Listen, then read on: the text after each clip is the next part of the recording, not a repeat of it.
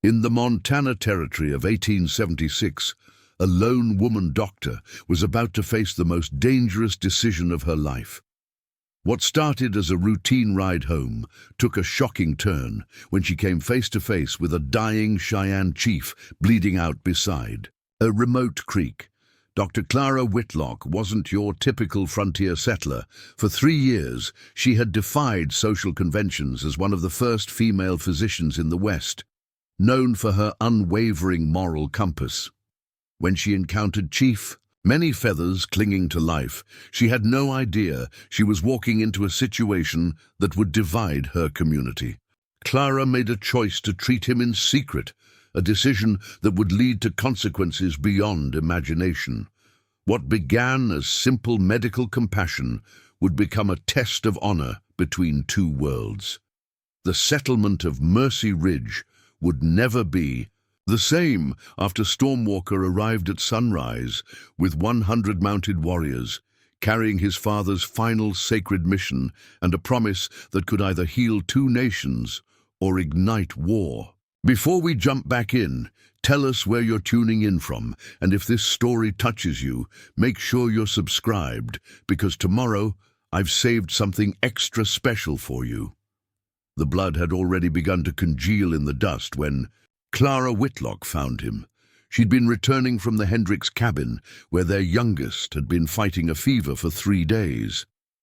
The sun hung low over the Montana plains, casting long shadows across the scrub grass that bordered Mercy Ridge.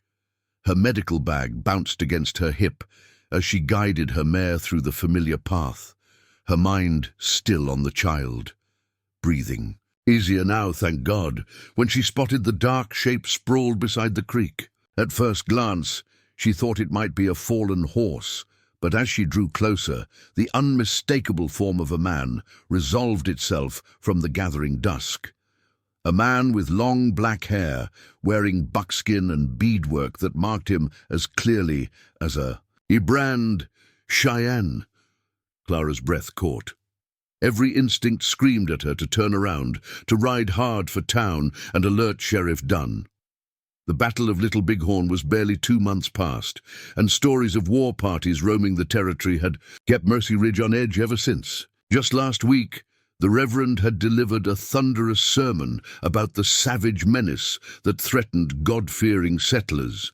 But as her mare shifted nervously beneath her, Clara saw the man's chest rise and fall, shallow, labored breaths that spoke of a life measured in minutes, not hours. She dismounted. "Easy, girl," she murmured to her horse, though she wasn't certain whether she was speaking to the mare or to herself. Her father's voice echoed in her memory, the stern Philadelphia physician who had trained her in secret against every social convention of their time. "A doctor's duty is to the patient, Clara. Nothing else matters when a life hangs in the balance. Nothing else matters." The words had carried her through the war when she'd tended to Union soldiers in field hospitals, while disguised as a male medic. They'd carried her west when her brother Samuel's death had made staying in civilization unbearable, and they would carry her through this, regardless of the cost. The man had been shot twice, once in the shoulder, once in the side. The shoulder. Wound was clean, but the second bullet had done damage she could feel through her examination. Without immediate care, he would be dead within the hour. Clara glanced toward town where the first lights were beginning to flicker in windows.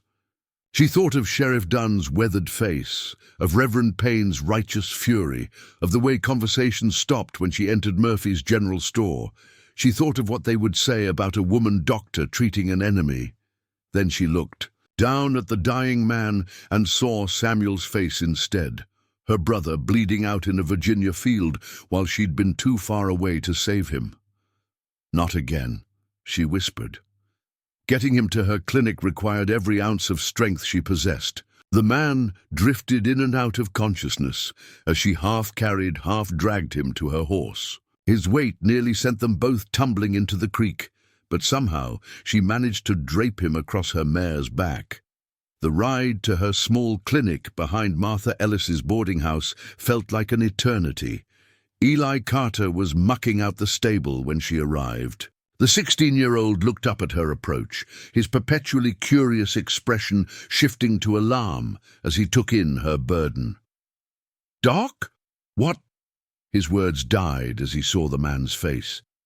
"Jesus, Mary, and Joseph. Help me get him inside," Clara said, her voice carrying the authority that had served her in field hospitals, and Eli, not a word, to anyone. The boy's eyes were wide, but he nodded. Whatever else Eli Carter might be, orphaned, half-educated, more familiar with hunger than plenty, he was loyal to his bones. Clara had taken him in when no one else would, had taught him to read and to tend horses and to see the humanity in everyone who crossed their threshold. He would die before betraying her trust. They carried the unconscious man into her clinic, a converted storage room that served as Mercy Ridge's only medical facility. Clara lit the oil lamps and set to work, her hands moving with practiced efficiency. "And clean the wounds, assess the damage, stop the bleeding." Eli held the lamp steady, his young face pale but determined. The shoulder wound was manageable, but the bullet in his side had nicked something vital. Clara worked in silence, drawing on skills she'd learned in the worst conditions imaginable. Her fingers moved like those of a pianist playing a familiar piece, muscle memory guiding her through procedures that had once seemed impossible. As she worked, memories flickered unbidden through her mind. Samuel, teaching her to read Latin medical texts in their father's study. Samuel, writing letters from the war that grew shorter and more distant with each passing month. Samuel, in that final telegram, wounded, dying, calling for her when she was 1,000 miles away. The Cheyenne man stirred as she sutured the wound in his side. His eyes opened, dark, intelligent, filled with pain but not with fear. He studied her face for a long moment, then spoke in heavily accented English. "You are the medicine woman." Clara's hands stilled. "You speak English?" "Some." His voice was barely a whisper. "My son learned from the black robes. He taught the others." "Don't try to talk," Clara said, but he shook his head with surprising firmness. "Little time." His hand moved weakly to his chest, where Clara now noticed a leather cord around his neck. With trembling fingers, he pulled free a pendant, a circular piece of carved bone and silver, marked with symbols she didn't recognize. "For my son, Stormwalker." Clara took the pendant, feeling its weight in her palm. "I don't understand." "Tell him!" The man's breathing grew more labored. "Tell him the sacred ground must not be forgotten. The ancestors still dream here." His eyes locked onto hers with startling intensity. "You will tell him?" Clara felt the weight of more than just the pendant settling onto her shoulders. This was larger than medicine, larger than the simple act of saving a life, but she had come too far to turn back now. "I'll tell him." The man, Many Feathers, she would later learn his name, smiled then. It transformed his weathered face completely, revealing the leader he must have been, the father who had loved his son enough to trust his final message to a stranger. "You have honor," he whispered. Then his eyes closed, and though his chest continued to rise and fall for another hour, he never spoke again. Clara sat beside him as he died, one hand checking his pulse while the other held the pendant. Eli dozed in a chair by the door, exhausted by the long night's vigil. When Many Feathers drew his last breath, just before dawn, Clara felt something shift inside her chest. Not grief exactly, but a recognition that she had crossed a line from which there would be no return. She wrapped the chief's body in her cleanest sheet and hid it in the root cellar behind her clinic. Then she washed the blood from her hands and arms, changed her dress, and tried to prepare herself for the questions that would surely come. A bib pendant hung heavy around her neck, hidden beneath her collar. Stormwalker, sacred ground, ancestors who still dreamed. As the sun rose over Mercy Ridge, Clara stood at her window and watched the town come alive. Martha Ellis emerged from the boarding house to feed her chickens. Murphy opened his store with the same ritual he'd followed for 5 years. Sheriff Dunn began his morning rounds, his hand never far from his gun. They had no idea that everything had changed in the night, that a secret now lived in their midst, carried by a woman they barely tolerated and trusted even less. Clara touched the pendant through her dress and wondered what she had set in motion. In the distance, she could see Eli approaching from the stable, his face troubled. Behind him, she caught sight of another figure, Sheriff Dunn, his expression hard as he studied her clinic with suspicious eyes. The reckoning, it seemed, was already beginning. Sheriff Dunn's boots struck the ground with deliberate precision as he approached Clara's clinic. She watched him through her window, noting the way his hand rested on his gun belt, not quite threatening, but ready. Behind him, Eli had stopped in his tracks, uncertainty written across his young face. Clara stepped outside before Dunn could, knock, intercepting him in the small yard between her clinic and Martha's boarding house. The morning air carried the scent of pine from the mountains and something else, smoke from cookfires, but also something sharper. Fear, perhaps, though. Clara couldn't tell if it belonged to her or to the town itself. "Morning, Sheriff." Her voice carried the same measured calm she'd used in field hospitals when officers came asking questions about supply shortages or suspicious deaths. "Doc Whitlock." Dunn touched the brim of his hat, but his eyes never stopped moving. They swept over her clinic, her clothes, her hands, searching for something he couldn't quite name. "Heard you were out late last night. The Hendricks boy still poorly?" "Much better, thank you. Fever broke just after midnight." Clara kept her hands clasped behind her back, feeling the weight of the pendant against her chest. "Children are resilient." "That they are." Dunn's gaze lingered on her clinic door. "Mind if I ask what route you took coming home? We've had reports of unusual activity in the area." The lie came easier than Clara had expected.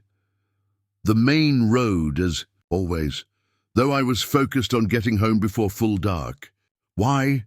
What sort of activity?" Dunn studied her face for a long moment. Clara had learned during the war that the secret to deception lay not in avoiding the questioner's eyes, but in meeting them steadily while keeping your breathing controlled.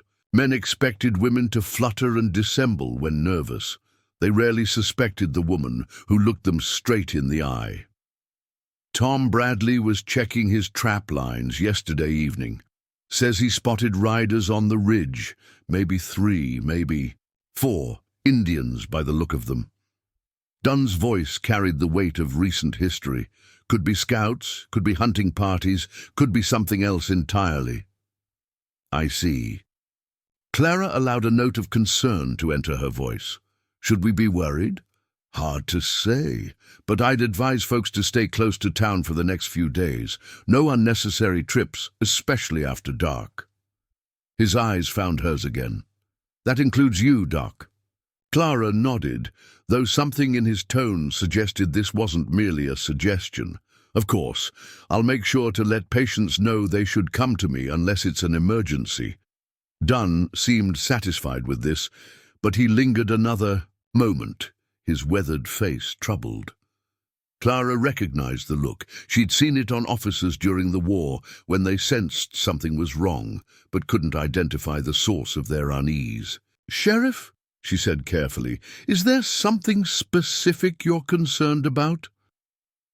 He was quiet for so long that Clara began to wonder if he'd heard her.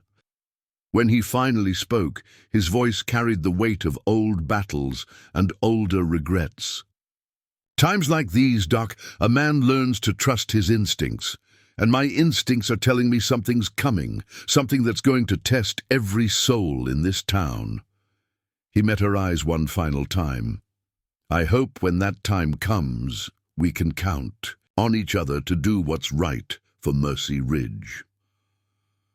After he left, Clara stood in her yard for several minutes, watching Eli pretend to busy himself with meaningless tasks while stealing glances at her clinic. The boy knew something had happened last night, but his loyalty ran deeper than his curiosity. Still, she would need to speak with him soon. Secrets had a way of growing heavier the longer they were carried alone. Martha Ellis emerged from the boarding house with a basket of wet laundry, her grey hair pinned severely beneath a faded bonnet. She was a woman who had learned to read the weather in human faces as accurately as she read the Montana sky, and her sharp eyes immediately found Clara's. "Sheriff seemed troubled," Martha observed, hanging one of her own dresses on the line. "With practiced efficiency. Reports of riders in the area. He's asked everyone to stay close to town." Martha's hands stilled on the clothesline. "What sort of riders?" Clara hesitated. Martha Ellis had been the first person in Mercy Ridge to offer her a place to stay, the first to defend her right to practice medicine when the town council had objected. She was also one of the few people whose opinion Clara genuinely valued. But trust, Clara had learned, was a luxury that could cost lives. "Indians," she said finally. "Scouts, perhaps." Martha nodded slowly, but Clara caught the way her landlady's eyes lingered on her face.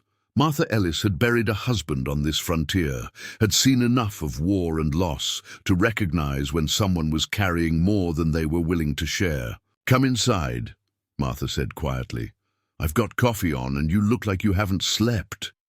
Clara followed her into the boarding house kitchen, a warm space that smelled of biscuits and the strong coffee that served as both fuel and comfort on the frontier. Martha poured 2 cups and settled across from Clara at the scarred wooden table where they'd shared countless morning conversations.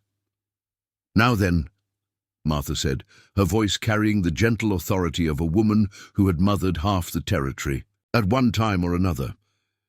"What's really troubling you?" Clara wrapped her hands around the coffee cup, letting its warmth steady her. Through the kitchen window, she could see townspeople beginning their daily routines, unaware that their world had shifted in the night. She thought of Many Feathers' final words, of the pendant that seemed to grow heavier with each passing hour. "Martha," she said carefully, "do you know anything about the history of this land before the town was founded?" Martha's eyebrows rose slightly. "Why do you ask?" "Medical curiosity. I've been wondering about the native peoples who lived here before settlement." "Some," Martha admitted. "My husband used to talk about it before he died, said there were burial grounds scattered throughout the valley, sacred places." She studied Clara's face. "Why this sudden interest in ancient history?" Clara felt the weight of the secret pressing against her chest like a physical force. The urge to confess, to share the burden with someone she trusted, was almost overwhelming. But she thought of Many Feathers' dying words, of Stormwalker somewhere in the wilderness, of the promise she had made. "Just wondering," she said finally. Martha wasn't fooled. "Clara Whitlock, I've known you for 3 years. You don't ask idle questions, and you don't lie well when you're troubled." She leaned forward. "What happened last night?" Before Clara could answer, the kitchen door burst open. Eli stumbled inside, his face flushed with exertion and excitement. "Doc," he panted, "you need to come quick. Reverend Payne's gathering folks at the church. Says he's got important news about the Indian situation." Clara and Martha exchanged glances. Reverend Samuel Payne was many things, charismatic, passionate, utterly convinced of his own righteousness, but he was not given to idle dramatics. If he was calling a gathering, he had something specific to share. "What sort of news?" Clara asked. "Don't know exactly, but Tom Bradley's there and so's the sheriff, and everyone's talking about war parties and sacred this and sacred that." Eli's eyes were bright with the excitement that danger brought to the young. "Sounds like something big's happening." Clara felt the pendant shift against her skin as she stood, sacred this and sacred that. The words echoed Many Feathers' dying message with uncomfortable precision. The three of them walked to the church together, joining a stream of townspeople all moving in the same direction. Clara recognized the faces around her, farmers and merchants, widows and spinsters, children who had never known any world beyond this small settlement carved from the wilderness. They were good people, mostly, but they were also frightened. People and fear had a way of making even good people dangerous. The church was packed when they arrived. Reverend Payne stood at the pulpit, his tall frame commanding attention, even in silence. He was a handsome man in his 40s, with prematurely silver hair and the kind of piercing blue eyes that made people believe he could see straight into their souls. When he spoke, his voice carried the authority of someone utterly convinced that God was on his side.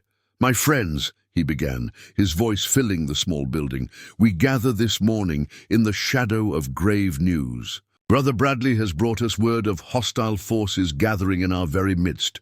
Tom Bradley, a nervous man who trapped animals for their fur, stood and cleared his throat. "Like I told the sheriff, I saw them clear as day, 4 riders on the eastern ridge, watching the town. Indians, no doubt about it. Had the look of scouts to me." Murmurs rippled through the congregation. Clara felt Martha's hand find her arm, a steadying presence in the growing tension. "But this is more than mere scouting," Reverend Payne continued. "I have spent the morning in prayer and study, seeking divine guidance about these signs, and the Lord has revealed to me the true nature of our trial." He opened his Bible, though Clara suspected he knew the passages by heart. "The heathen rage, and the people imagine a vain thing. But he that sitteth in the heavens shall laugh, the Lord shall have them in derision." The familiar words carried extra weight in the charged atmosphere of the church. Clara felt a chill that had nothing to do with the morning air. "We are being tested, my friends. Tested by the same forces that have plagued God's chosen people since the beginning of time. But we shall not be found wanting." Payne's voice rose, filling with the passion that made him such an effective preacher. "This land was given to us by divine providence.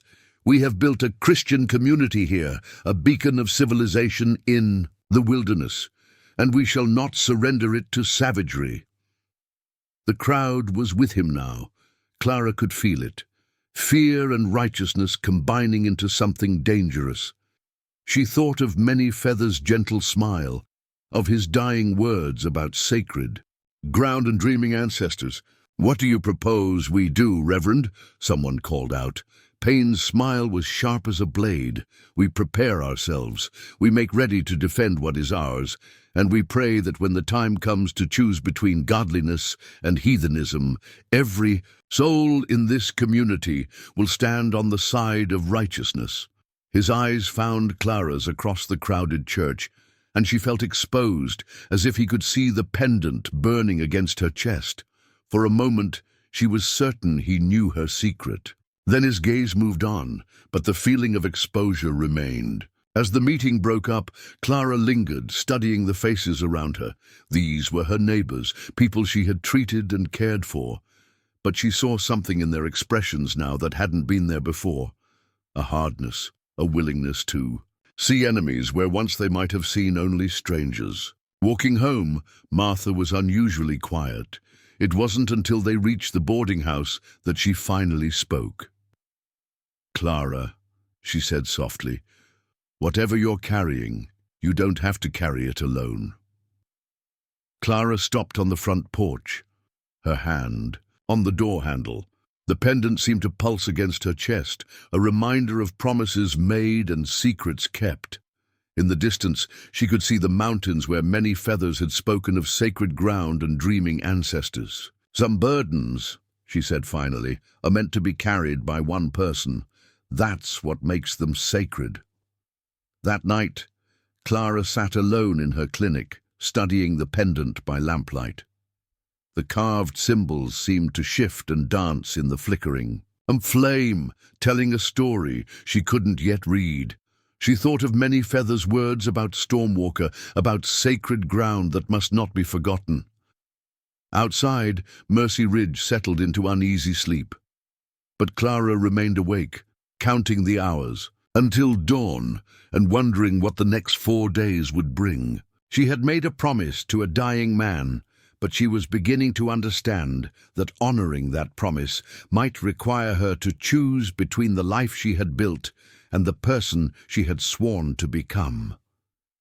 The pendant grew warm in her palm, as if responding to her thoughts. Sacred ground, dreaming ancestors, a son named Stormwalker who would soon learn that his father was dead. Clara closed her eyes and tried to imagine what form that reckoning would take. Clara never did fall asleep that night. She sat in her clinic chair, the pendant warm in her palm, watching the darkness slowly give way to the grey promise of dawn. When the first pale light began to creep across the Montana plains, she felt it like a physical weight settling on her shoulders. The 5th day. According to Many Feathers' whispered words, this was when his son would come. She had barely formed. The thought when Eli's voice shattered the morning stillness. "Doc! Doc! Come quick!" Clara rushed outside to find the boy standing in Martha's yard, his face white as fresh snow, pointing toward the eastern ridge. Following his gaze, Clara felt her breath catch in her throat. They sat motionless as carved statues against the dawn sky, a line of mounted warriors silhouetted on the ridge overlooking Mercy Ridge. Clara counted quickly, 20, 30, more. The morning light caught the metal of rifle barrels, the decorated edges of shields, the proud lift of feathered headdresses. At their center sat a figure that commanded attention even at this distance, taller than the others, his bearing speaking, of authority earned rather than inherited. Even without seeing his face, Clara knew she was looking at Stormwalker. "Jesus, Mary, and Joseph," Eli breathed. "How many you think there are?" Before Clara could answer, the church bell began to ring, not the measured toll that called people to worship, but the rapid, urgent clanging that meant danger. Within minutes, the streets of Mercy Ridge filled with people emerging from their homes, shading their eyes against the rising sun as they stared at the ridge. Clara heard Martha's sharp intake of breath behind her. "Lord, have mercy," the older woman whispered. "There must be 100 of them." 100. The number hit Clara with the force of recognition. Many Feathers had spoken of his son, but he had never mentioned an army. Yet here they were, mounted and armed, waiting with the patience of men who understood that time moved differently for those who had already decided their course. Sheriff Dunn appeared at Clara's elbow so suddenly she nearly jumped. His face was grim, his hand resting on his pistol grip. "Doc," he said quietly, "I need you to tell me everything about last night. Right now." Clara met his eyes steadily. "I told you. The truth, Doc. Those riders didn't just happen to arrive this morning. Something drew them here, and I think you know what it was." Before Clara could respond, Reverend Payne's voice boomed across the gathering crowd. "Citizens of Mercy Ridge, gather at the church. The hour of trial is upon us." People began moving toward the church, but Clara noticed how their eyes kept drifting back to the ridge. The warriors hadn't moved, hadn't made any threatening gestures. They simply sat their horses and waited, as if they had all the time in the world. "Sheriff," Clara said carefully, "before we do anything rash, perhaps we should consider—" "The only thing I'm considering is the safety of this town." Dunn's voice carried the hard edge of a man who had seen too much violence. "Tom Bradley, Jeremiah Murphy, get your rifles and meet me at the sheriff's office. We're posting guards at both ends of town." As the men hurried away, Clara felt the pendant burning against her chest. She thought of Many Feathers' dying words, of his faith that she would deliver his message. But how could she approach Storm Walker with half the town ready to shoot anything that moved. The crowd at the church was larger and more agitated than the day before. Reverend Payne stood on the front steps, his silver hair catching the morning light as he addressed the frightened faces before him. "My friends, the Lord has tested us with many trials, but none so clear as this one. The heathen masses gather at our doorstep, seeking to reclaim what divine providence has granted to Christian souls." Clara pushed through the crowd, Martha close behind her. She could see the fear in these faces, farmers and merchants who had come west seeking better lives, not warfare, but she could also see something harder taking shape, the kind of righteous anger that turned neighbors into mobs. "What should we do, Reverend?" called out Mrs. Henderson, clutching her youngest child to her chest. "We defend what is ours," Payne replied, his voice carrying across the crowd. "We show them that this is God's country, settled by God's people, and we will not be driven from it by savagery." "Wait," Clara called out, stepping forward. "Before we assume the worst, shouldn't we try to understand what they want?" A murmur ran through the crowd. Payne's sharp blue eyes found her face, and Clara felt the weight of his disapproval. "Dr. Whitlock," he said, his voice carrying a note of gentle reproach that somehow felt more dangerous than outright hostility. "Your compassion does you credit, but there are times when Christian charity must yield to Christian duty. These are not lost souls seeking salvation. They are warriors seeking conquest." "But how do we know that unless we ask?" Clara pressed. "Perhaps they've come to parley, to what?" Tom Bradley interrupted, his voice shrill with fear. "To negotiate how they'll divide up our scalps." Nervous laughter rippled through the crowd, but Clara caught Martha's eye and saw understanding there. Her landlady stepped forward, her voice carrying the authority of someone who had survived everything the frontier could throw at her. "The doctor has a point," Martha said firmly. "My husband used to say that most Indian troubles came from misunderstanding. Maybe we should hear what they have to say before we start shooting." Sheriff Dunn arrived at that moment, his face darker than Clara had ever seen it. "I've posted guards, but if they decide to charge, we won't be able to hold them for long." He looked directly at Clara. "Doc, if you know something about why they're here, now would be the time to speak up." Clara felt every eye in the crowd upon her. The pendant seemed to pulse against her chest, as if many feathers' spirit were urging her forward. She thought of her promise, of the dying chief's faith in her honor. "I believe," she said carefully, "that they may have come for a specific purpose. Not conquest, but something else. Something sacred to them." The crowd's murmur turned. "Ugly?" Reverend Payne stepped closer, his eyes narrowing. "Sacred," he repeated. "Dr. Whitlock, I hope you're not suggesting we should accommodate heathen rituals in our Christian community." Clara felt the trap closing around her, but she pressed on. "I'm suggesting that understanding might serve us better than fear." "Understanding?" Tom Bradley's voice cracked with hysteria. "They're here to kill us all, and you want to invite them in for tea?" Before the situation could deteriorate further, a new voice cut through the crowd's agitation. "They're moving." Every head turned toward young Jacob Morrison, who was pointing at the ridge. Clara followed his gaze and saw that the line of warriors had indeed shifted. But instead of charging down the slope as many had feared, a single rider was detaching himself from the group. The warrior rode with the easy grace of someone born to the saddle, his horse picking its way carefully down the rocky slope. As he drew closer, Clara could see details that made her breath catch. The proud set of his shoulders, the intelligent eyes that seemed to take in everything at once, the bear claw necklace that spoke of honors earned in battle. Stormwalker. He rode to within 50 yards of the town's edge and stopped. Then, in a gesture that surprised everyone, he raised his right hand, palm outward, in the universal sign of peace. Sheriff Dunn stepped forward, his rifle held ready but not quite aimed. "That's close enough," he called out. Stormwalker's voice carried clearly across the distance, speaking English with only the slightest accent. "I seek the medicine woman who tended my father in his final hours." The crowd went dead silent. Clara felt as if the earth had shifted beneath her feet. Every eye turned to her, and she saw understanding dawn on Sheriff Dunn's face. "Doc?" Dunn's voice was dangerously quiet. "Care to explain?"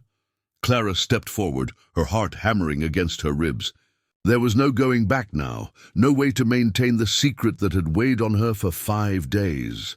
She looked at Stormwalker, sitting straight-backed on his paint horse, and saw her father's eyes in his face. The eyes of someone who understood that some truths were worth dying for. "5 days ago," she said, her voice carrying clearly in the morning air, "I found a wounded man by the creek. A Cheyenne chief named Many Feathers. He was dying." The crowd's reaction was immediate and ugly. Shouts of betrayal, cries of treason, demands for her arrest. But Clara kept her eyes on Stormwalker, and she saw something flicker across his composed features. Grief, quickly mastered, and something that might have been gratitude. Sheriff Dunn raised his hand for silence. When the crowd, reluctantly, quieted, he spoke directly to Clara. "You treated him." "I did." "And then?" Clara reached inside her dress and withdrew the leather cord. The carved pendant caught the morning light, its symbols seeming to glow with inner fire. "He gave me this, and a message for his son." Stormwalker's composure cracked for just an instant. Clara saw his hand move to his heart, saw the grief he had been holding at bay, threatened to overwhelm him. "My father is dead," he said, and though his voice remained steady, Clara heard the weight of loss beneath the words. "Yes," she said gently, "I'm sorry. Preparing and narrating this story took us a lot of time, so if you are enjoying it, subscribe to our channel. It means a lot to us. Now, back to the story." For a long moment, the two of them looked at each other across the space that separated not just their bodies, but their worlds. Clara saw intelligence in Stormwalker's eyes, and pain, and something else, a quality of watchful patience that reminded her of his father. Behind her, she could hear the crowd's angry murmur growing louder. Reverend Payne's voice rose above. "The rest.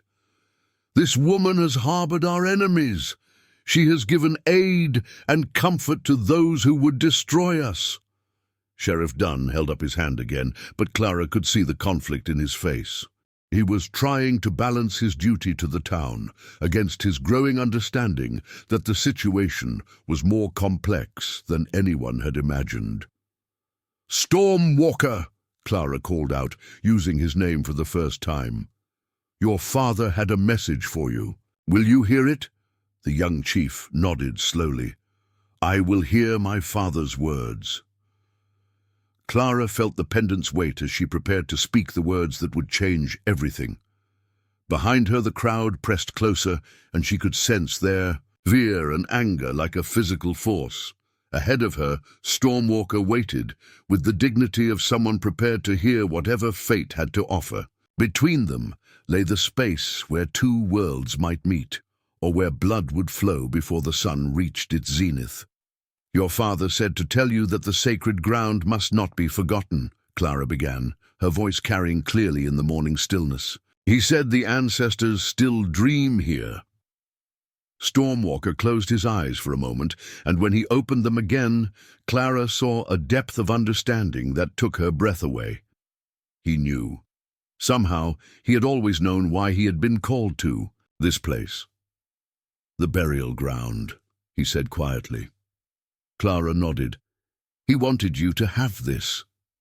She held up the pendant, its carved symbols catching the light. Stormwalker dismounted and walked forward, stopping just outside the range of the sheriff's rifle. Up close, Clara could see that he was younger than she had expected, perhaps 30, with the kind of contained strength that spoke of leadership earned rather than inherited. Sheriff Dunn stepped between them. "That's far enough." But Stormwalker's attention was focused entirely on Clara. "You honored my father with your care. You have shown respect for his passing. For this, my people and I are in your debt." "I did what any doctor would do," Clara replied. Something that might have been a smile flickered across Stormwalker's features. "No, you did what a person of honor would do. There is a difference." Behind Clara, Reverend Payne's voice rose. Again, "Do not be deceived by honeyed words. This is how the serpent entered Eden." Stormwalker's expression hardened, but his voice remained level. "I have not come for war, medicine woman. I have come to complete my father's final wish." His eyes swept over the crowd, taking in their hostile faces, their ready weapons. "But I see that your people are prepared to water this ground with blood." Clara felt the situation balanced on a knife's edge. One wrong word, one sudden movement, and the fragile peace would shatter into violence. "Sheriff Dunn," she said, without taking her eyes off Stormwalker, "I request permission to speak privately with this man, to hear what he has to say." "Absolutely not," Dunn replied immediately.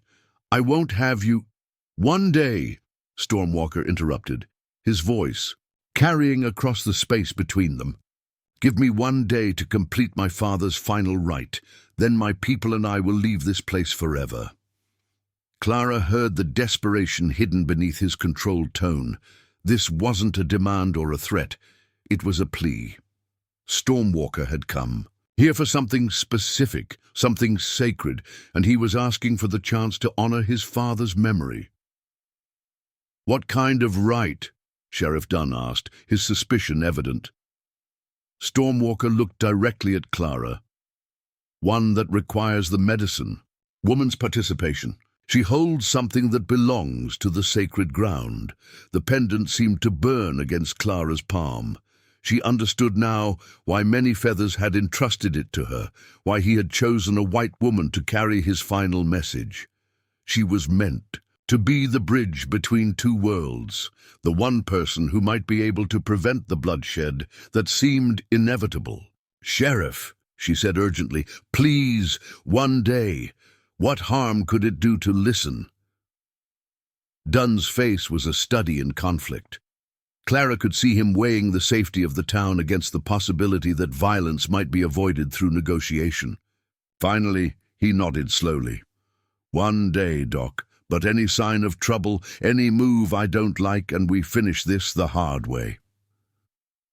As Clara prepared to step forward and meet her destiny, she caught sight of movement on the ridge. The line of warriors remained motionless, but she could sense their tension, their readiness. Among them, she spotted a younger figure whose posture spoke of barely contained anger. Young Hawk, she realized, the hot-headed warrior who wanted revenge more than peace. The next 24 hours would determine whether Mercy Ridge became a place of understanding or a battlefield, and Clara Whitlock, carrying the weight of a dying chief's trust, would stand at the center of it all. The sun had climbed higher by the time Clara met Stormwalker at the creek where she'd first found. His father, Sheriff Dunn, had insisted on posting guards at a distance, close enough to intervene if needed, far enough to allow private conversation. Clara could see Tom Bradley crouched behind a stand of cottonwoods, his rifle gleaming in the afternoon light. Stormwalker sat cross-legged beside the water, his hands resting calmly on his knees. Up close, Clara could see the intricate beadwork on his shirt, the careful braiding of his hair, the silver armbands that spoke of status within his tribe. But it was his eyes that held her attention. Dark, intelligent, carrying depths of sorrow that reminded her painfully of her own reflection in the months after Samuel's death. "Your father died peacefully," Clara said, settling beside him on the creek bank. "I want you to know that." Stormwalker nodded slowly. "He came to me in a vision 3 nights ago, told me it was time to return home." He looked across the water toward Mercy Ridge. "But this place, it is not as he remembered it." Clara followed his gaze. From here, the town looked small and fragile against the vast Montana landscape, a collection of wooden buildings and dusty streets carved from wilderness.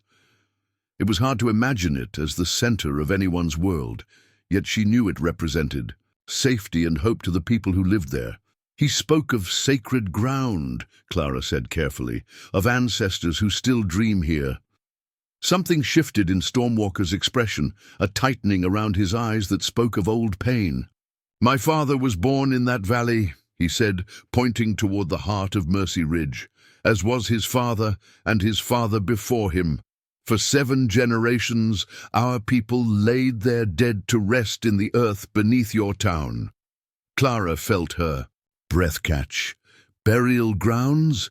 The most sacred place our tribe knew, where our ancestors' spirits watch over the living, where the great ceremonies were held. Stormwalker's voice carried the weight of loss that went beyond personal grief. "When the first white settlers came, my father tried to explain. He offered to share the valley, to find a way for both peoples to live in peace. What happened?" Stormwalker's smile held no warmth. "They listened politely, nodded at the right moments. Then they built their church directly over the oldest graves."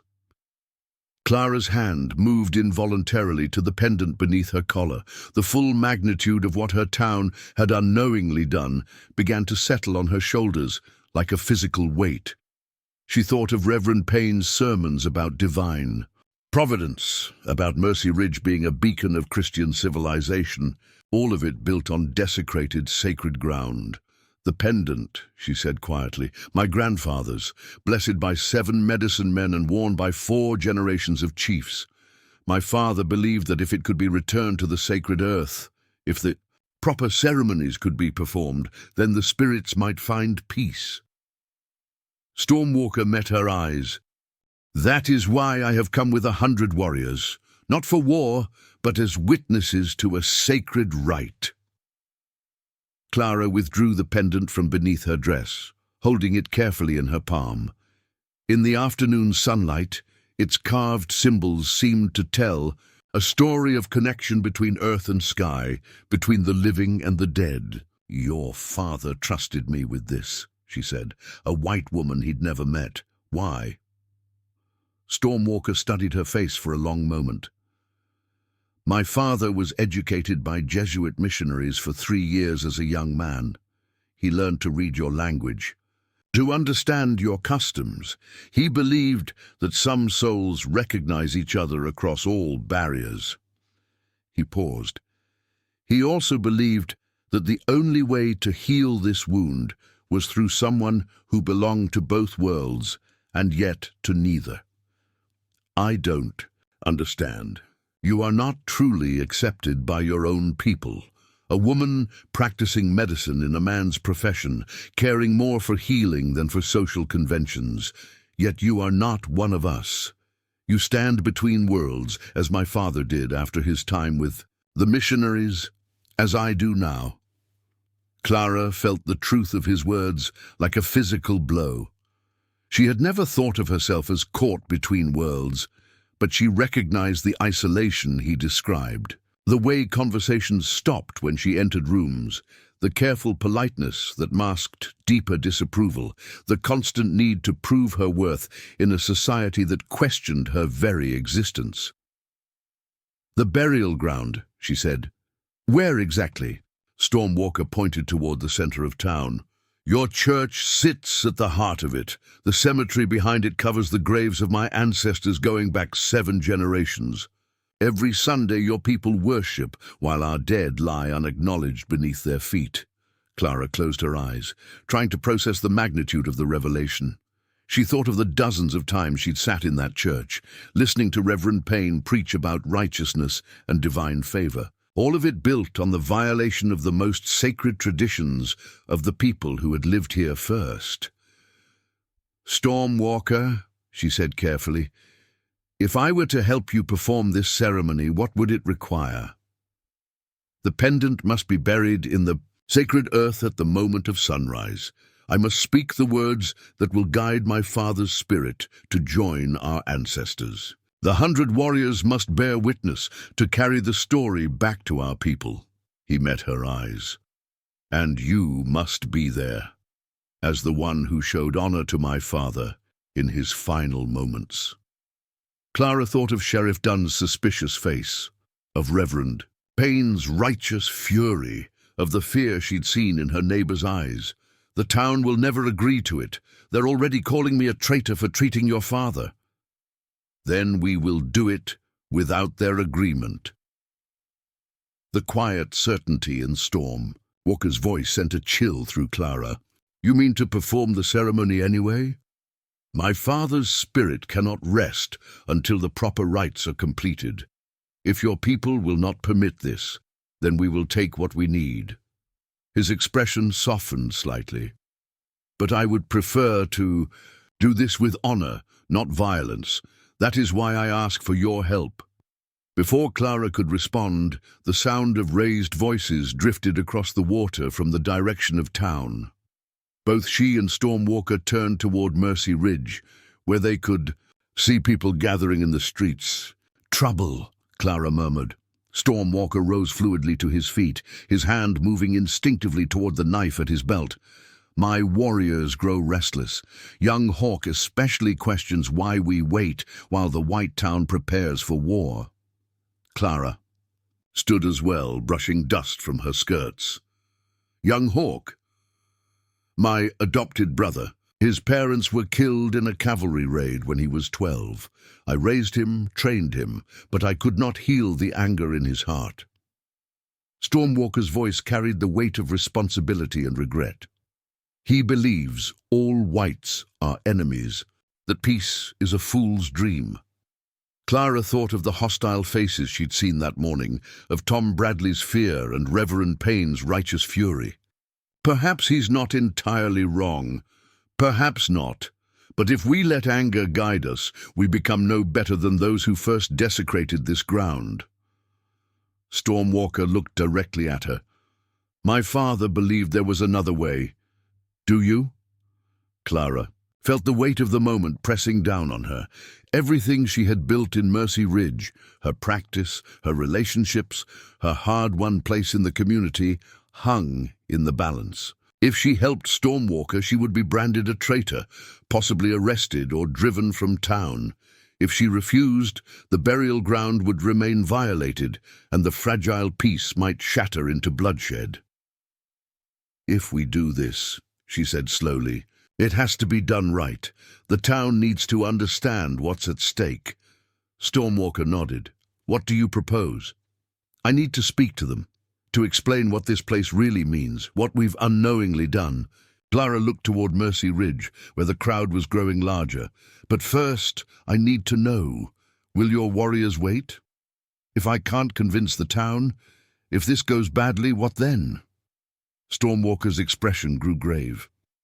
If the rite cannot be completed by tomorrow's sunrise, my people will consider it an act of war against our ancestors. Young Hawk and others are already preparing for that possibility. Clara felt a chill that had nothing to do with the afternoon breeze. How long do we have? Until sunset.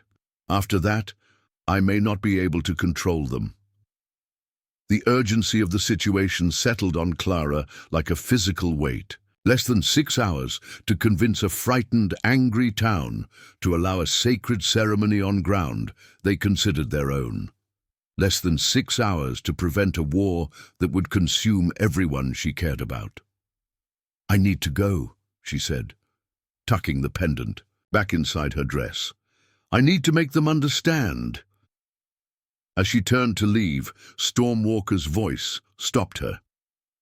Dr. Whitlock, my father chose well when he trusted you with his final message. Whatever happens, know that you have already honored his memory. Clara walked back toward town with her mind racing. Behind her, she could hear Stormwalker's voice raised in what sounded like argument, probably trying to keep young Hawk and the other hotheads from acting precipitously. Ahead of her, she could see the crowd growing larger and more agitated. Sheriff Dunn met her at the town's edge, his face grim. Doc, whatever you said to him, it's got the whole tribe stirred up. Half my men are ready to shoot anything that moves. He's not here for war, Sheriff. He's here for a burial ceremony. A what? Clara took a deep breath. The town is built on sacred burial ground. Stormwalker wants to perform a ceremony to honor his father and the ancestors buried beneath our feet. Dunn stared at her as if she'd grown a second head. You're telling me this whole thing is about some Indian graves? Not just graves, the most sacred site his people knew, and we built our church right on top of it. The sheriff's expression darkened. Doc, I don't give a damn what was here before. This is our town now, and I'm not about to let 100 armed Indians march through it for any reason. Clara could see the fear in his eyes, the weight of responsibility for protecting people who looked to him for safety, but she could also see the stubbornness that might doom them all. Sheriff, if we don't find a way to accommodate this ceremony, we're going to have a war on our hands. Is that really what you want? Before Dunn could answer, Eli appeared at Clara's elbow, his young face flushed with excitement and fear. Doc, he said breathlessly, you need to come quick. Reverend, Payne's got the whole town worked up something fierce. He's saying you're in league with the devil, that you've betrayed us all to the savages. Clara felt her heart sink. If Payne was already poisoning minds against her, convincing the town to allow the ceremony would be nearly impossible. What's he saying exactly? That you've been corrupted by heathen influences, that God is testing our faith through you. Eli's voice dropped to a whisper. He's talking about holding a trial, Doc. A church trial. Clara looked toward the church, where she could see people streaming in for what was clearly an emergency gathering. The same building that housed the community's spiritual life sat directly atop the graves of Stormwalker's ancestors. The irony was almost too bitter to bear. I have to speak to them, she said, more to herself than to anyone else. Sheriff, Dunn grabbed her arm. Doc, if you go in there now, you might not come out again. People are scared, and scared people do stupid things. Clara gently pulled free of his grasp. Sheriff, scared people are exactly why I have to go in there. Someone has to tell them the truth. As she walked toward the church, Clara could hear the sound of singing drifting from the ridge where Stormwalker's warriors waited. It was a low, haunting melody that seemed to speak of sorrow and loss and hope deferred. Behind her, she could hear the angry voices of her own people preparing to defend what they saw as theirs. Between these two worlds, carrying the weight of a sacred trust and the hope of preventing bloodshed, Clara Whitlock walked toward the most important conversation of her life. The pendant burned against her chest like a coal, reminding her with every step that some promises were worth any price. The church was packed when Clara entered, every pew filled with grim-faced settlers clutching Bibles and rifles in equal measure. Reverend Payne stood at the pulpit like an avenging angel, his silver hair catching the lamplight as his voice thundered through the wooden building. And so we see how corruption enters even the most righteous community, he was saying, his blue eyes blazing with fervor, how the serpent whispers in willing ears, turning Christian charity into betrayal of everything we hold sacred. Clara felt every eye in the building turn toward her as she made her way down the center aisle. The hostility was palpable. These people who had once sought her medical help now looked at her as if she carried plague. Reverend Payne, Clara said, her voice carrying clearly in the sudden silence. I'd like to address the congregation. Payne's smile was sharp as winter steel. Dr. Whitlock, how appropriate that you should arrive at this moment. We were just discussing your unique position in our community. Clara climbed the steps to the altar, feeling the weight of hostile stares. She had delivered babies for half the women in this room, had tended fevers and set bones, and sat vigil through long nights of illness. But all of that seemed forgotten now, swept away by fear and suspicion. My friends, she began, but Tom Bradley's voice cut her off. Friends? His voice cracked with hysteria. "You harbor our enemies and call us friends?" A murmur of agreement ran through the crowd. Clara could see Martha Ellis in the third pew, her landlady's face creased with worry, but her eyes still holding warmth. It was a small comfort in a sea of hostility. "I treated a dying man," Clara said firmly. "That's what doctors do." "You treated a savage," spat Mrs. Henderson, clutching her youngest child, "while his war party planned our destruction." "They're not here for war," Clara protested. "Stormwalker came for a burial ceremony." "Lies!" Reverend Payne's voice boomed over hers. "Do you think we're fools, woman? 100 armed warriors don't travel 300 miles for a burial ceremony." Clara felt the pendant burning against her chest. Everything depended on making them understand, on bridging the gap between fear and truth. "This land," she said, gesturing toward the floor beneath their feet, "is sacred to them. Their ancestors are buried here, going back 7 generations. We built our church." The explosion of angry voices drowned out her words. Shouts of blasphemy, cries of outrage, demands that she be arrested for treason. Through the chaos, Clara caught fragments. Heathen nonsense, corrupted by savage influence. "Betrayed us all." Sheriff Dunn's voice cut through the tumult. "Quiet, all of you, quiet." He stood near the back of the church, his hand on his gun. "Now, Doc, you're saying these Indians think this ground is sacred? Not think, no. Their people have been buried here for generations. The church, the cemetery, half the town sits on their ancestral burial ground." Reverend Payne's laugh was cold and mocking. "And you believe this heathen mythology?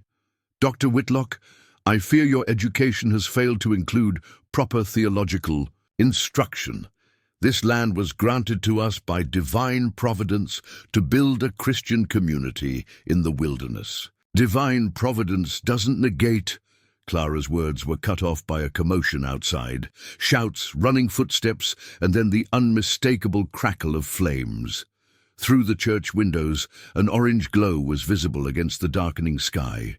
Sheriff Dunn was the first to move, pushing through the crowd toward the door. "Fire! Everyone out!" The congregation poured from the church in a panic. Clara found herself swept along with them, emerging into chaos. The Jameson barn on the town's outskirts was ablaze, flames leaping high into the night sky. But more terrifying were the mounted figures visible in the firelight, warriors with painted faces and raised weapons, their war cries echoing across the valley. "Young hawk," Clara breathed, recognizing the defiant posture of the figure leading the raiders. The attack was brief but devastating. The warriors struck like lightning, setting fire to the barn before vanishing back into the darkness. But they left destruction behind. The barn consumed by flames, and worse, 2 settlers who had been caught in the attack. Clara ran toward the injured men, her medical instincts overriding everything else. Ben Jameson lay moaning in the dirt, his shirt torn and bloody. Beside him, his teenage son Danny writhed in agony, his leg clearly broken. "Let me help," Clara said, dropping to her knees beside them. "Get away from us," Ben snarled, trying to push her hands away despite his injuries. "This is your doing, you witch." "I'm a doctor," Clara said firmly, beginning to examine his wounds. "And you're bleeding. Don't touch him." Mrs. Jameson appeared, her face streaked with tears and soot. "Haven't you done enough damage?" But Clara was already working, her hands moving with practiced efficiency. Ben's wounds were painful, but not life-threatening, tomahawk cuts designed to wound rather than kill. Danny's leg was worse, but she could set it if she had proper supplies. "Eli!" she called, spotting her young assistant in the crowd. "My medical bag, quickly!" Sheriff Dunn arrived as Clara worked, his face grim in the firelight. "How bad?" "They'll live, but I need to get Danny to my clinic to set this leg properly." "No!" Mrs. Jameson's voice was shrill. "I won't have her touching my boy." "Ma'am," Clara said gently, not looking up from her work, "if this leg isn't set properly, he'll limp for the rest of his life. Is your anger worth your son's future?" The question hung in the air between them. Finally, Mrs. Jameson nodded reluctantly, tears streaming down her face. As Clara worked to stabilize Danny for transport, she became aware of a new presence. Stormwalker sat his horse at the edge of the firelight, his face carved from stone. Behind him, his warriors waited in disciplined silence. "Sheriff Dunn," Stormwalker called out, his voice carrying clearly over the crowd's murmur, "I come to speak of this attack." Dunn stepped forward, his rifle ready but not quite aimed. "You've got some nerve showing your face here after what your boys just did." "Young Hawk acted without my permission," Stormwalker replied, his voice tight with controlled anger. "He has dishonored our purpose and violated our code." "Your code?" Tom Bradley's voice cracked with outrage. "Your savages just tried to burn us out." Stormwalker's eyes found young Hawk among his warriors. What followed was a public dressing down delivered in rapid Cheyenne, Stormwalker's voice carrying the weight of absolute authority. Clara couldn't understand the words, but their meaning was clear. Young Hawk had been stripped of his war honors, his weapons confiscated, his status reduced to that of a child. Young Hawk's face was a mask of humiliation and rage, but he didn't dare respond. Stormwalker's leadership was absolute, and his judgment final. "The raid was wrong," Stormwalker said, switching back to English, "but it changes nothing about why we have come. My father's spirit still awaits the ceremony that will give him peace." Reverend Payne pushed through the crowd, his face flushed. With righteous fury, "Ceremony? You speak of ceremony after attacking innocent people." "I speak of the debt that must be paid," Stormwalker replied evenly. "Your town was built on desecrated ground. Until that wrong is acknowledged and the proper rites performed, there can be no peace between our peoples." Sheriff Dunn stepped between them, his patience clearly exhausted. "Now you listen to me. I don't give a damn about your ceremonies or your sacred ground. You've got 1 hour to collect your people and get out of this territory, or we're going to have ourselves a war." Clara looked up from her work. Danny's leg finally stabilized. "Sheriff, wait." "No more waiting, Doc. They've shown their true colors tonight." Dunn's face was hard as granite. "War party or burial party, I don't care. They attacked our people, and that ends any negotiation." Stormwalker's expression didn't change, but Clara saw something shift in his eyes, a hardening, a closing off of possibilities. "Sheriff, you speak of war as if it were a simple choice, but some debts can only be paid in blood or honor. You leave me no path to honor." "Then take the path that leads away from here," Dunn shot back. Clara finished bandaging Danny's leg and stood, her dress stained with blood and dirt. Around her she could see the faces of her neighbors, frightened, angry, looking for someone to blame. And increasingly, those accusing eyes were turning toward her. "This is her fault," someone called out from the crowd. "She brought this curse upon us." "Arrest her!" another voice shouted. "She's been conspiring with them from the beginning." Reverend Payne raised his hand for attention. "My friends, I believe the time has come for decisive action. Dr. Whitlock has openly consorted with our enemies, has given them aid and comfort, has betrayed the trust of this community." His voice rose with the fervor that made him such an effective preacher. "I call for her immediate arrest and trial for treason against this Christian community." A roar of approval went up from the crowd. Clara felt hands reaching for her, voices demanding justice, but before anyone could touch her, Stormwalker's voice cut through the chaos like a blade. "Harm the medicine woman and my 100 warriors. We'll show you what war truly means." The threat, delivered in Stormwalker's calm, measured tone, brought sudden silence. The crowd fell back, suddenly remembering that they were outnumbered and outgunned. Sheriff Dunn's face was a study in conflict. Clara could see him weighing the safety of the town against the growing demands for her arrest. "Doc," he said finally, "I think you'd better come with me. For your own protection."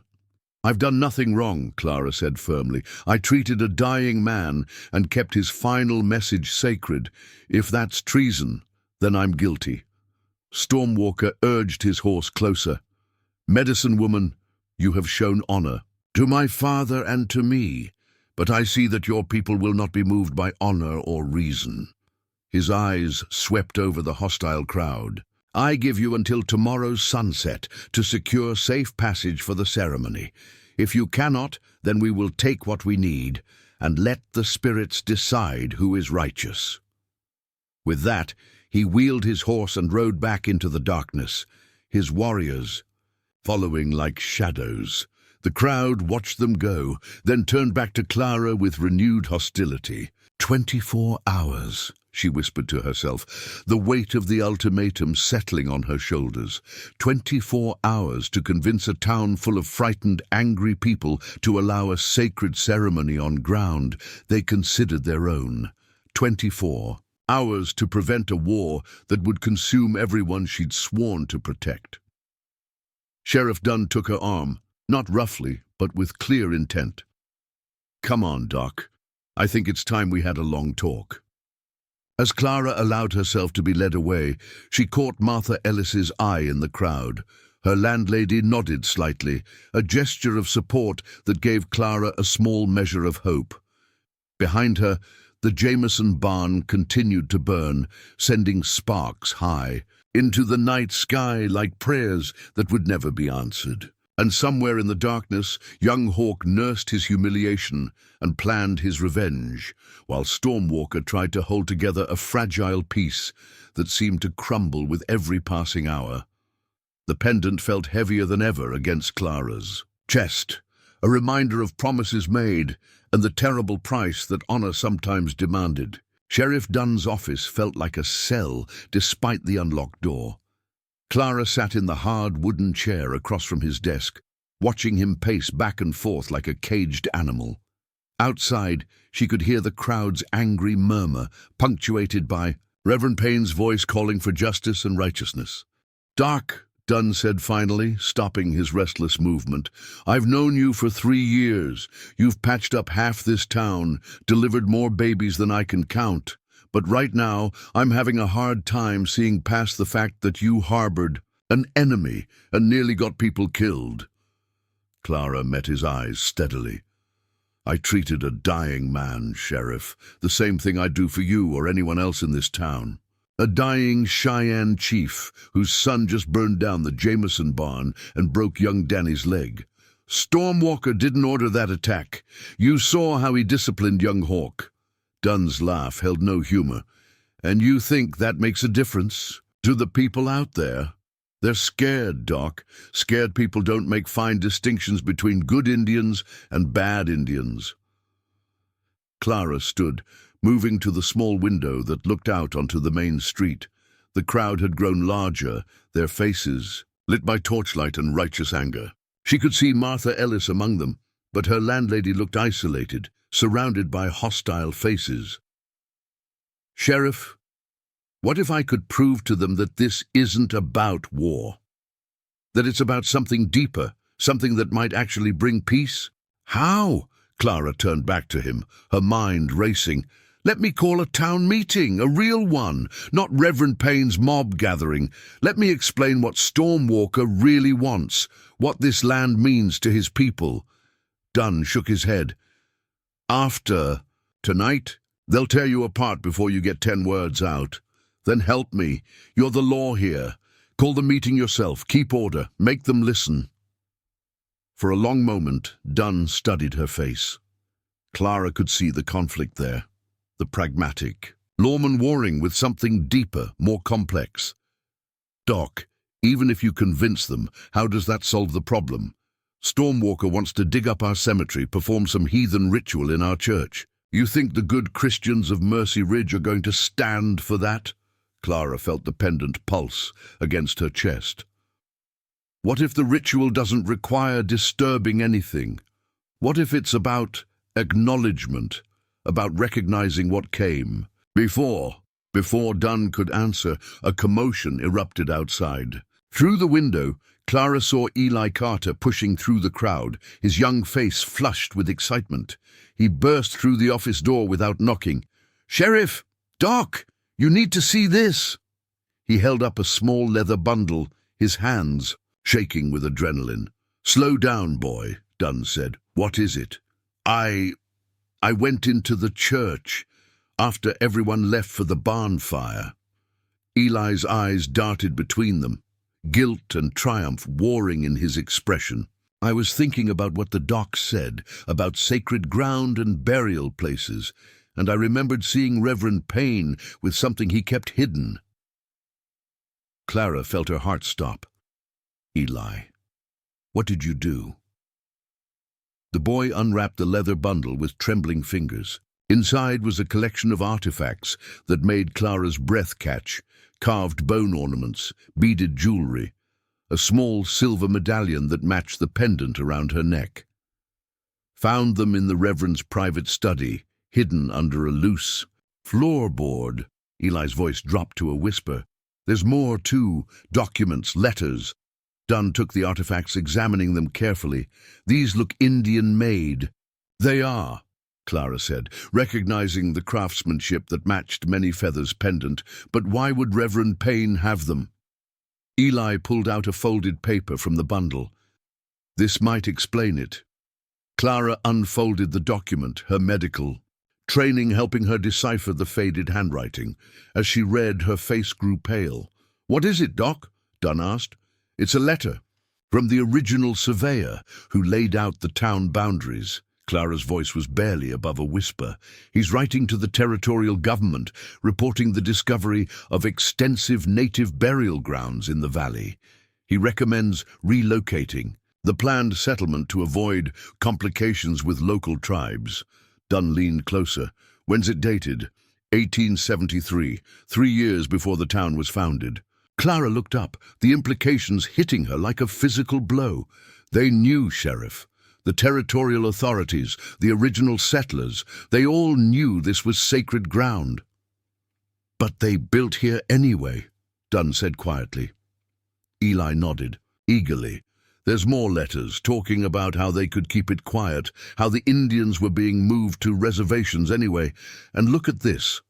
He produced another document, a bill of sale for the artifacts, signed by someone named William Ellis and dated 5 years ago. Clara felt the world shift beneath her feet. "Ellis, Martha's late husband?" "Looks like it," Dunn said grimly. "He sold these to Reverend Payne." The pieces began falling into place in Clara's mind. The town's founders had known about the burial ground, but had chosen to build anyway. They'd removed artifacts to hide the evidence, selling them or giving them to Reverend Payne to keep them hidden. The entire foundation of Mercy Ridge was built on a deliberate lie. "We have to show these to the town," Clara said. Dunn shook his head.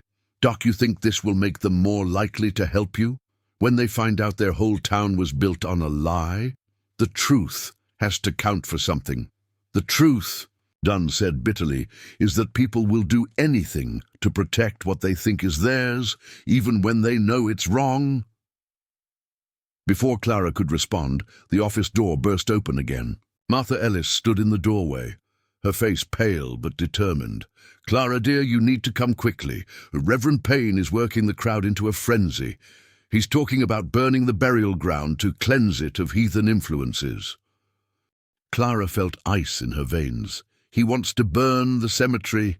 "More than that. He's saying the whole area needs to be purified with fire, that God is calling them to destroy every trace of pagan influence." Martha's voice shook. "They're gathering torches and kerosene." Clara looked at the artifacts in Sheriff Dunn's hands, then at Martha's troubled face. A terrible suspicion began to form in her mind. "Martha," she said carefully, "did your husband ever tell you how he acquired these items?" Martha's face crumpled.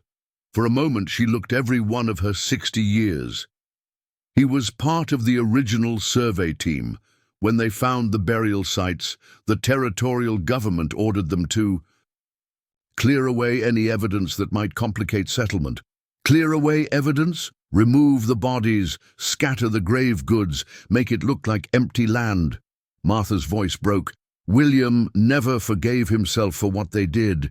He kept some of the artifacts, said it was to remember, to honor the dead they'd disturbed. When he died, I didn't know what to do with them, so I sold them to Reverend Payne. Clara felt sick. The scope of the desecration was worse than she'd imagined, not just building over sacred ground, but actually removing the bodies, scattering the carefully arranged grave goods, obliterating every trace of the people who had been buried there. Where did they move the bodies? She asked. Martha wiped her eyes. Scattered them in the hills. William said they tried to be respectful, but... She shrugged helplessly. Clara understood now why Stormwalker had come with 100 warriors. This wasn't just about performing a ceremony, it was about trying to restore some measure of dignity to ancestors who had been literally scattered to the winds. "Sheriff," she said urgently, "we have to stop Payne before he makes this worse." Dunn was already reaching for his rifle. "Martha, how much time do we have?" "Not much. He's giving them time to gather supplies, but I'd say an hour at most." Clara felt the weight of crisis pressing down on her. In 1 hour, Reverend Payne would lead a mob to burn the cemetery, the church, and every trace of the sacred ground that Stormwalker had come to honor. The act would be seen as such a desecration that war would be inevitable. "I have to reach Stormwalker," she said. "Warn him what's coming. Doc, that's suicide. You go out there now, and Payne's mob will string you up before you get 50 yards." Clara looked at the artifacts, at the evidence of deliberate, systematic desecration that had been hidden for years. She thought of Many Feathers' gentle smile, of Stormwalker's quiet dignity, of young Hawk's rage that no longer seemed quite so unreasonable. "Then I'll have to convince them not to," she said. Eli stepped forward, his young face set with determination. "I'll help, Doc, whatever you need." Martha nodded firmly. "And me. William's sins have weighed on this family long enough. It's time to set things right." Sheriff Dunn looked at the three of them, a female doctor, a teenage stable boy, and a widow in her 60s, and shook his head. "You're all crazy, but I suppose crazy is what this situation calls for." He moved to his gun rack, selecting a shotgun and checking its load. "If we're going to do this, we're going to do it right. No speeches, no debates. We show them the evidence, tell them the truth, and hope they listen to reason instead of fear." Clara gathered the artifacts carefully, wrapping them back in their leather bundle. Through the window, she could see torches beginning to gather in the street, their light flickering against the night sky like fallen stars. "One thing," she said to Martha, "your husband's confession, his guilt, that's going to mean something to these people. They respected William Ellis. If you tell them what he told you..." Martha squared her shoulders. "I've been quiet about William's shame for 5 years, but if speaking the truth can prevent bloodshed, then I'll shout it from the rooftops." As they prepared to face the mob, Clara felt the pendant warm against her chest. Many Feathers had trusted her to deliver his message, but she was beginning to understand that the message was larger than she'd realized.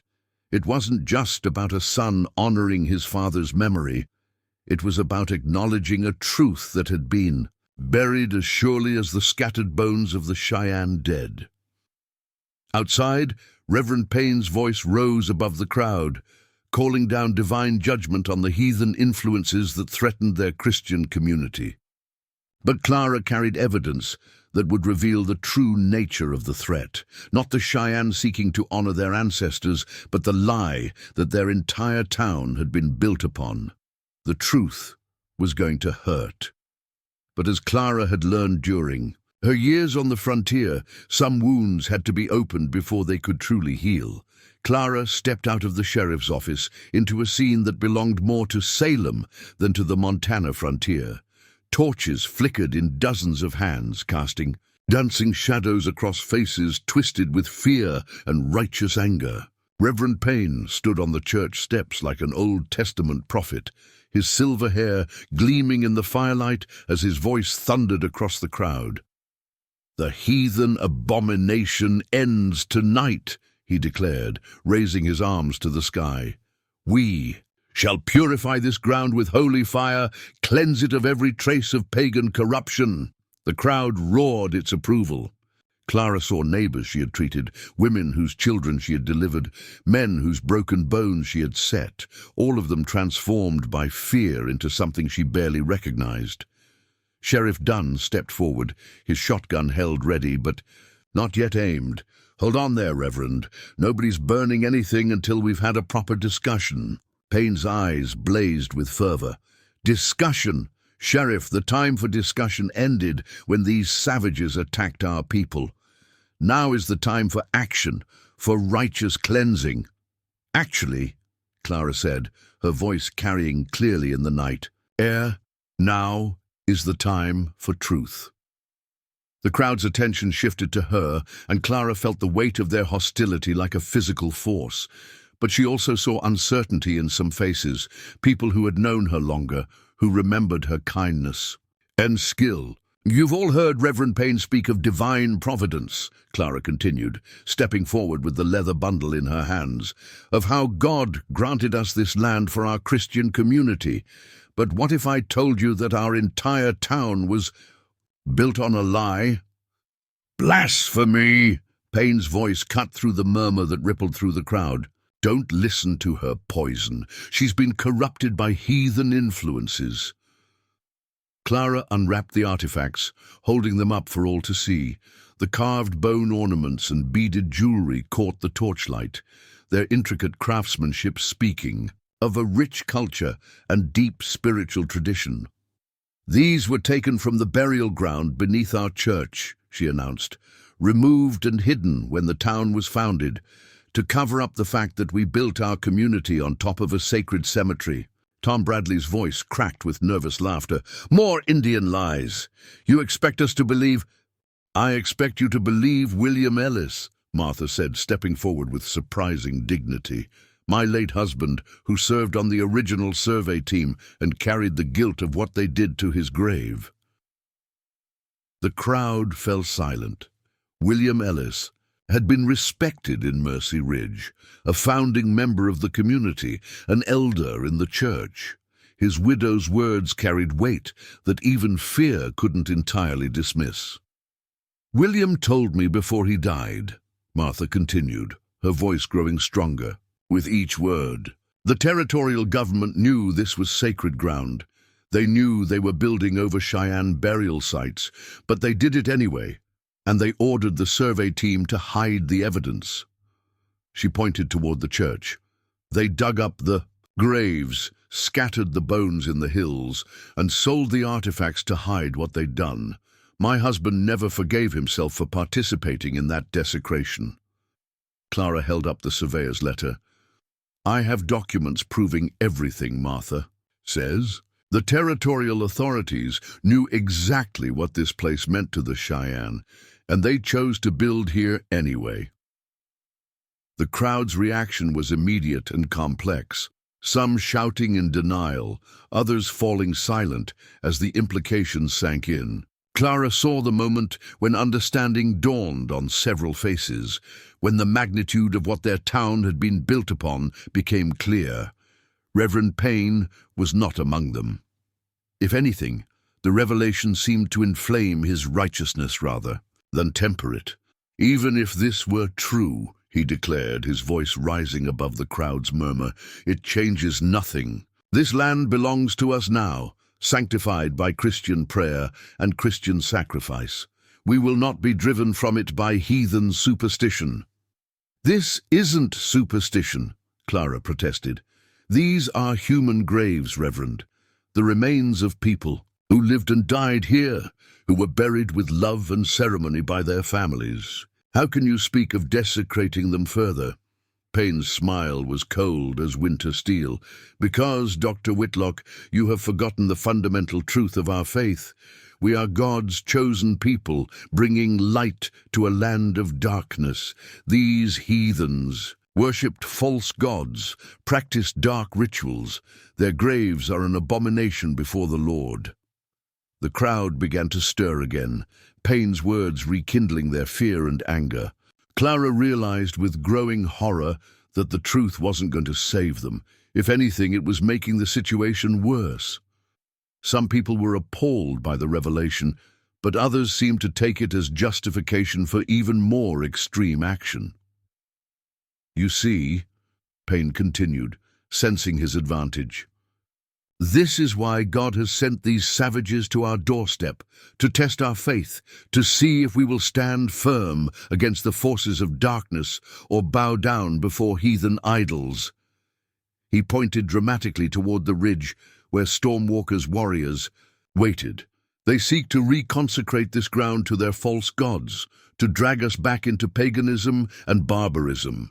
But we shall not allow it. Tonight, we cleanse this land with holy fire, and tomorrow we drive the savages back to the wilderness where they belong." The crowd erupted in approval, torches waving like angry stars against the night sky. Clara felt the situation slipping away from her, the fragile hope of peaceful resolution crumbling in the face of religious fervor and racial hatred. Sheriff Dunn stepped beside her, his face grim.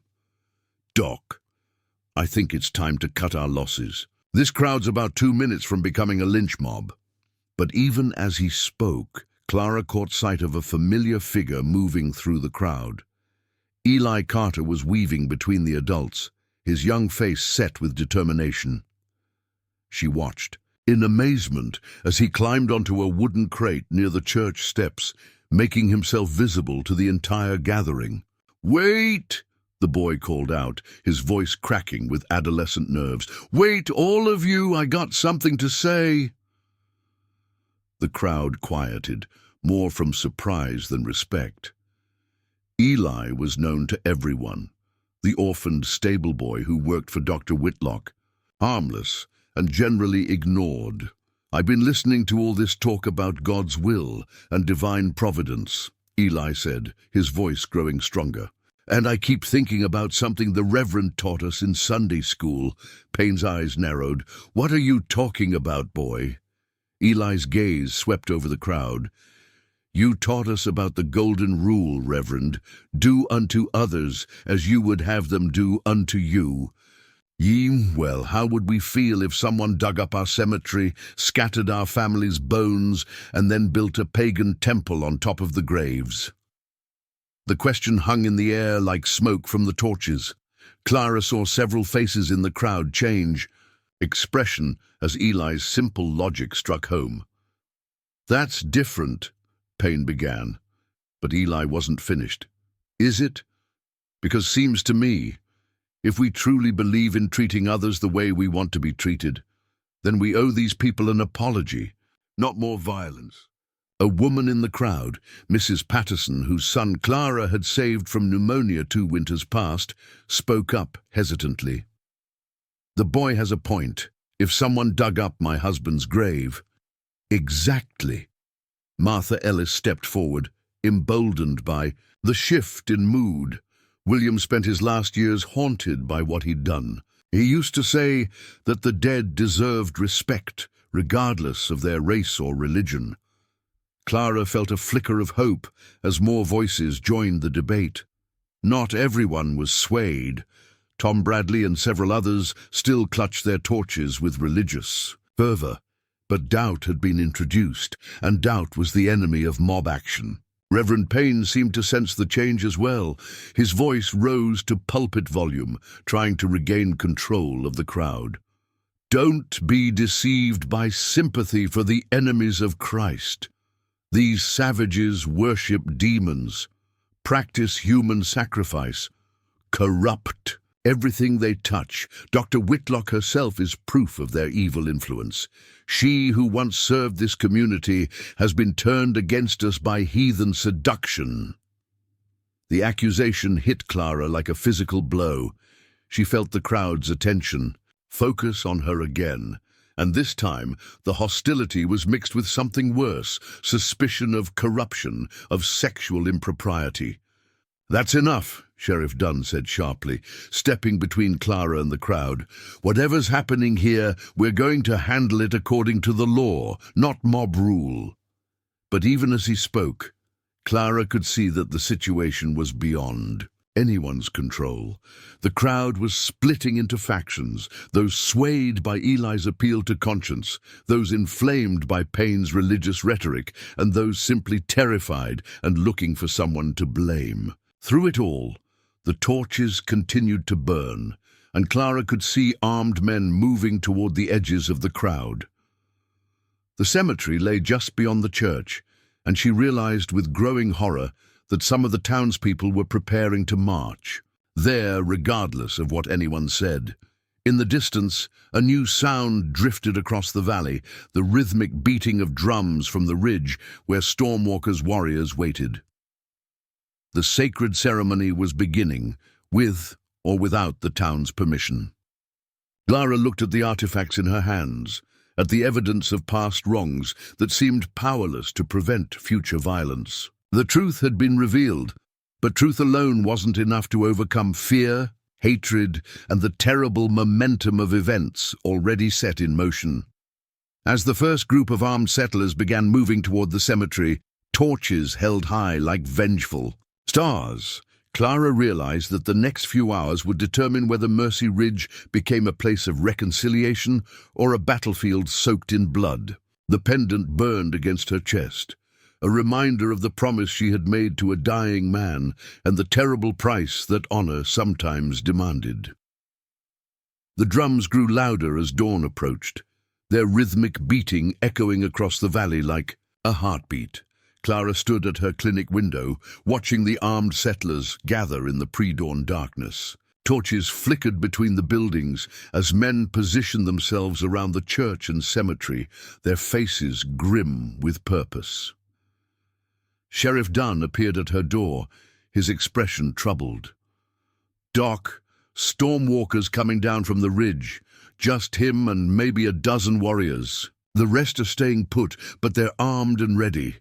Clara felt her pulse quicken. "He's coming to perform the ceremony. With or without permission, looks like." Dunn's voice carried the weight of a man who'd run out of options. "I can't. Stop this, Clara. Too many people want blood, and I don't have enough deputies to keep the peace." Through her window, Clara could see the first pale light of sunrise touching the eastern peaks. According to many feathers' dying words, this was the moment when the sun rose over the sacred ground where his ancestors lay. "I have to be there," Clara said, reaching for her medical bag out of habit, then leaving it behind. This wasn't about healing flesh and bone. It was about something deeper. She stepped outside to find Stormwalker already dismounting near the church steps. In the growing light, she could see the careful preparation he had made for this moment. His face was painted with sacred symbols, his finest buckskins adorned with the bear-claw necklace that marked his status as a war chief. Behind him, his chosen warriors sat their horses in perfect silence, their presence both protective and ceremonial. Reverend Payne stood on the church steps, a burning torch in one hand and a Bible in the other. "You will not defile this holy ground with your heathen rituals." Stormwalker's gaze found Clara's across the tense space between them. "Medicine woman, do you still carry my father's sacred trust?" Clara stepped forward, feeling every hostile eye upon her. The pendant seemed to pulse against her chest, warm with its own inner fire. "I do." "Then let us complete what he began." Stormwalker walked past the armed settlers with serene dignity, heading toward the cemetery behind the church. Clara fell into step beside him, acutely aware of the rifle barrels tracking their movement. "This is madness," Tom Bradley called, out his voice shrill with fear. "Sheriff, stop them!" But Dunn remained motionless, his own rifle held ready but not aimed. Clara caught his eye and saw a man wrestling with his conscience, torn between duty and something larger than law. At the cemetery gates, Stormwalker paused. Clara could see the weathered headstones of Mercy Ridge's dead, the carefully tended graves that marked 5 years of frontier life and loss. But Stormwalker was seeing something else, the deeper history written in the earth itself. "Here," he said quietly, kneeling beside an unmarked patch of ground near the cemetery's center. "This is where my grandfather lies." Clara knelt beside him, the pendant heavy in her palm. Around them she could hear Reverend Payne rallying the crowd, Tom Bradley's nervous laughter, the shuffle of feet as armed men closed their circle. Stormwalker began to chant in Cheyenne, his voice rising and falling in patterns that seemed to call forth something ancient from the earth itself. The words were foreign to Clara's ears, but their meaning resonated in her bones, a song of loss and remembrance, of honor paid to those who had gone before. As the chant continued, Clara became aware of another sound.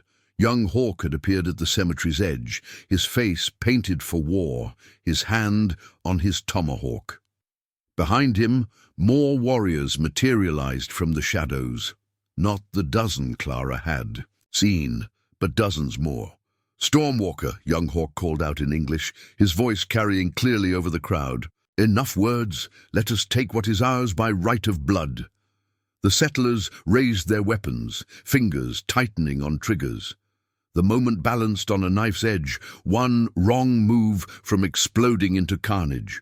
Stormwalker never paused in his chant, but his free hand moved in a sharp gesture that froze young Hawk in place. The authority in that simple motion was absolute, a chief's command that brooked no disobedience. Clara held out the pendant, its carved symbols catching the first rays of true sunlight. Stormwalker's chant reached a crescendo, and she felt something shift in the air around them, not supernatural exactly, but a sense of completion, of circle being closed. "Now," Stormwalker said quietly. Clara placed the pendant in the shallow depression he had scooped in the earth. As soon as it touched the ground, she felt a weight lift from her shoulders, not just the physical weight of the carved bone and silver, but the spiritual burden she had carried since Many Feathers' death. Reverend Payne's voice rose above the moment. "Stop this abomination. In the name of Christ, I command you to—" He stepped forward, torch raised high, clearly intending to set fire to the sacred objects. But Sheriff Dunn moved faster, his rifle swinging up to block Payne's path. "That's enough, Reverend," Dunn said quietly. "Stand down." "You're making a mistake, Sheriff," Payne snarled. "History will judge you for this betrayal of Christian duty, maybe, but I've seen enough killing for one lifetime." Dunn's voice carried the weight of old battles, old regrets.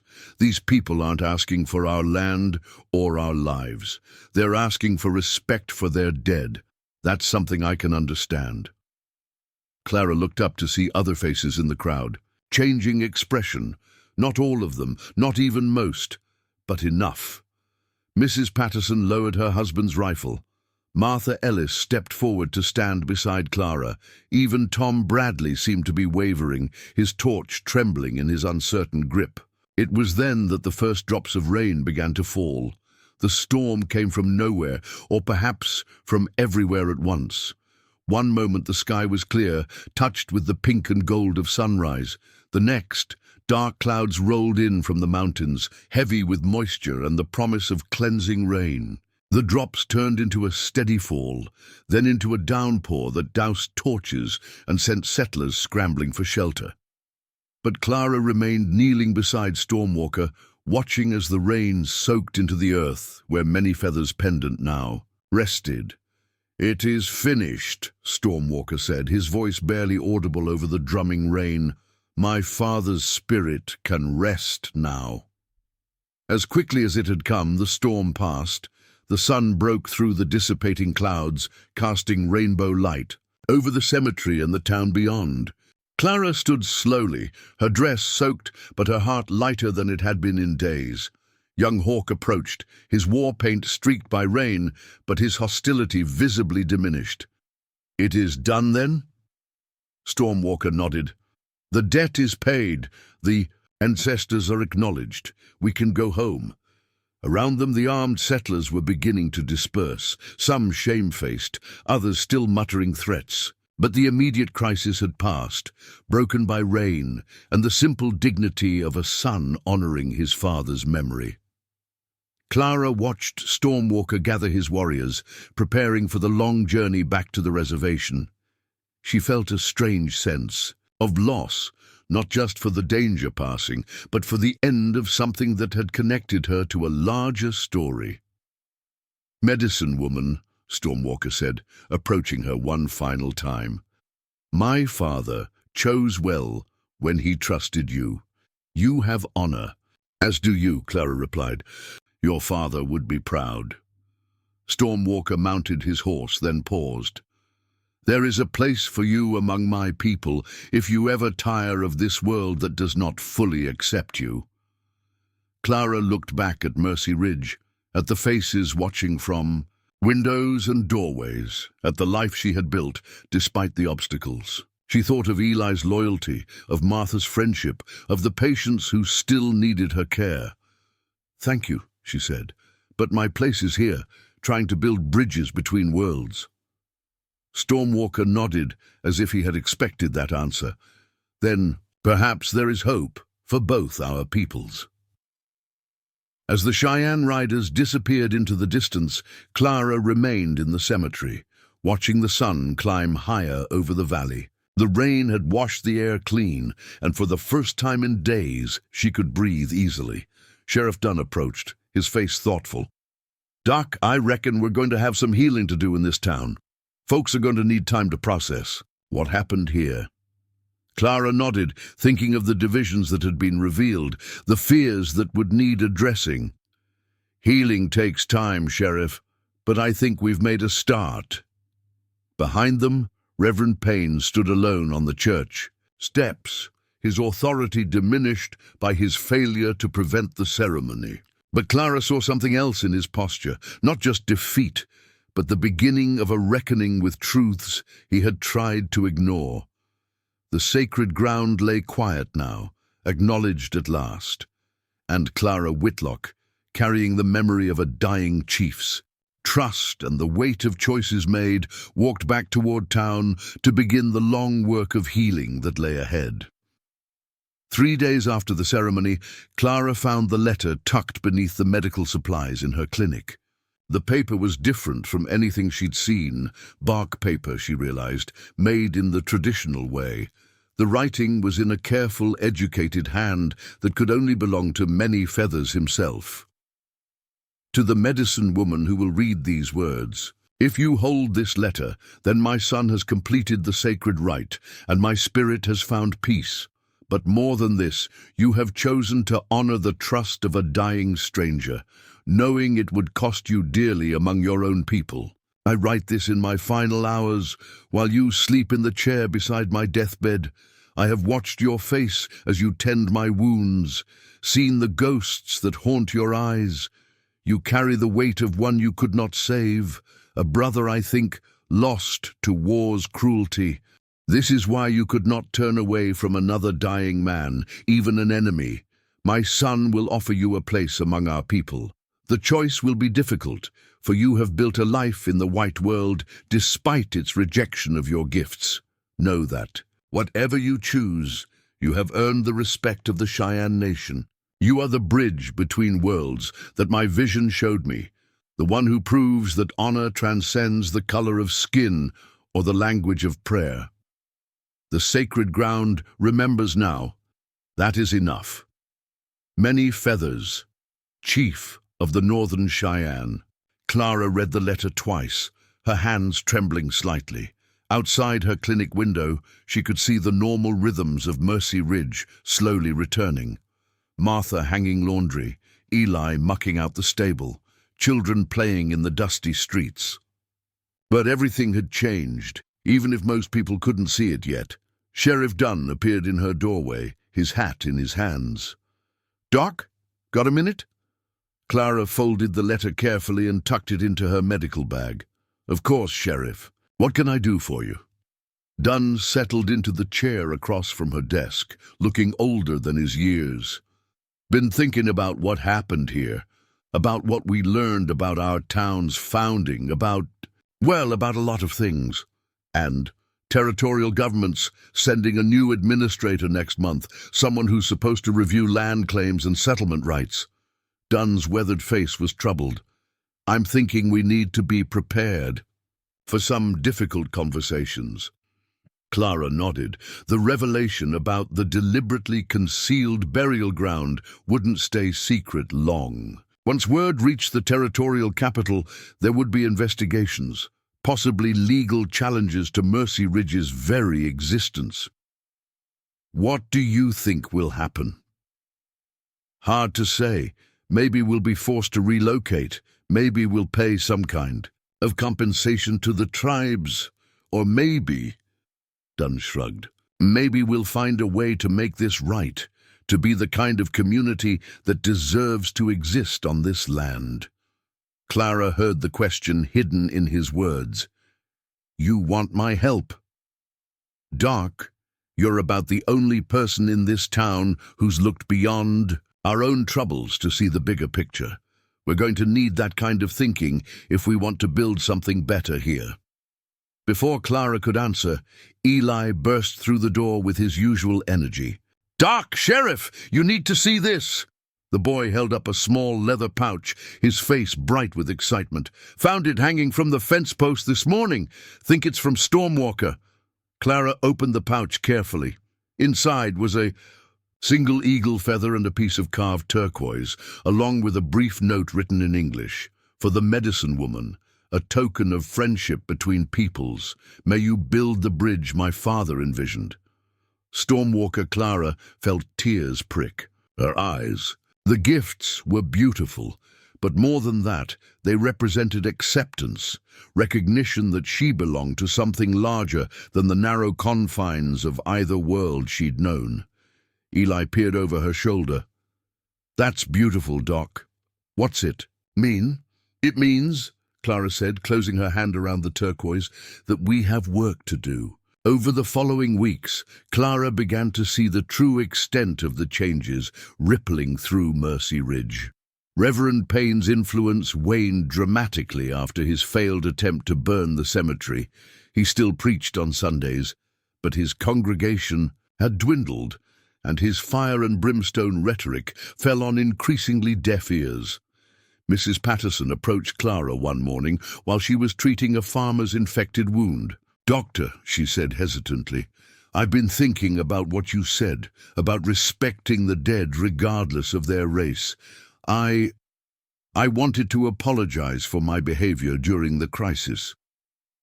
Other apologies followed, not from everyone, but from enough people to matter. Martha Ellis became Clara's unofficial deputy in the work of healing the community's divisions, using her status as a founding family's widow to open conversations that might otherwise never happen. Tom Bradley remained hostile, but even he seemed chastened by the events. His barn fire had been put out quickly, with damage that was painful but not devastating. Clara noticed he no longer made snide comments about her unnatural profession, though she doubted he'd ever truly accept her. The most significant change came from an unexpected source. Eli appeared at her clinic one morning with a stack of books under his arm and determination written across his young face.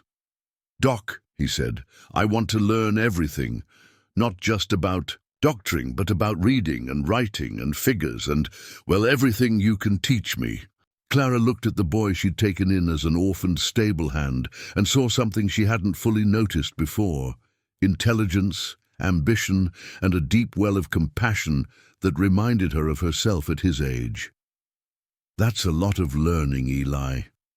Are you sure you're ready for it? Been ready my whole life, Doc. Just never had anyone willing to teach me.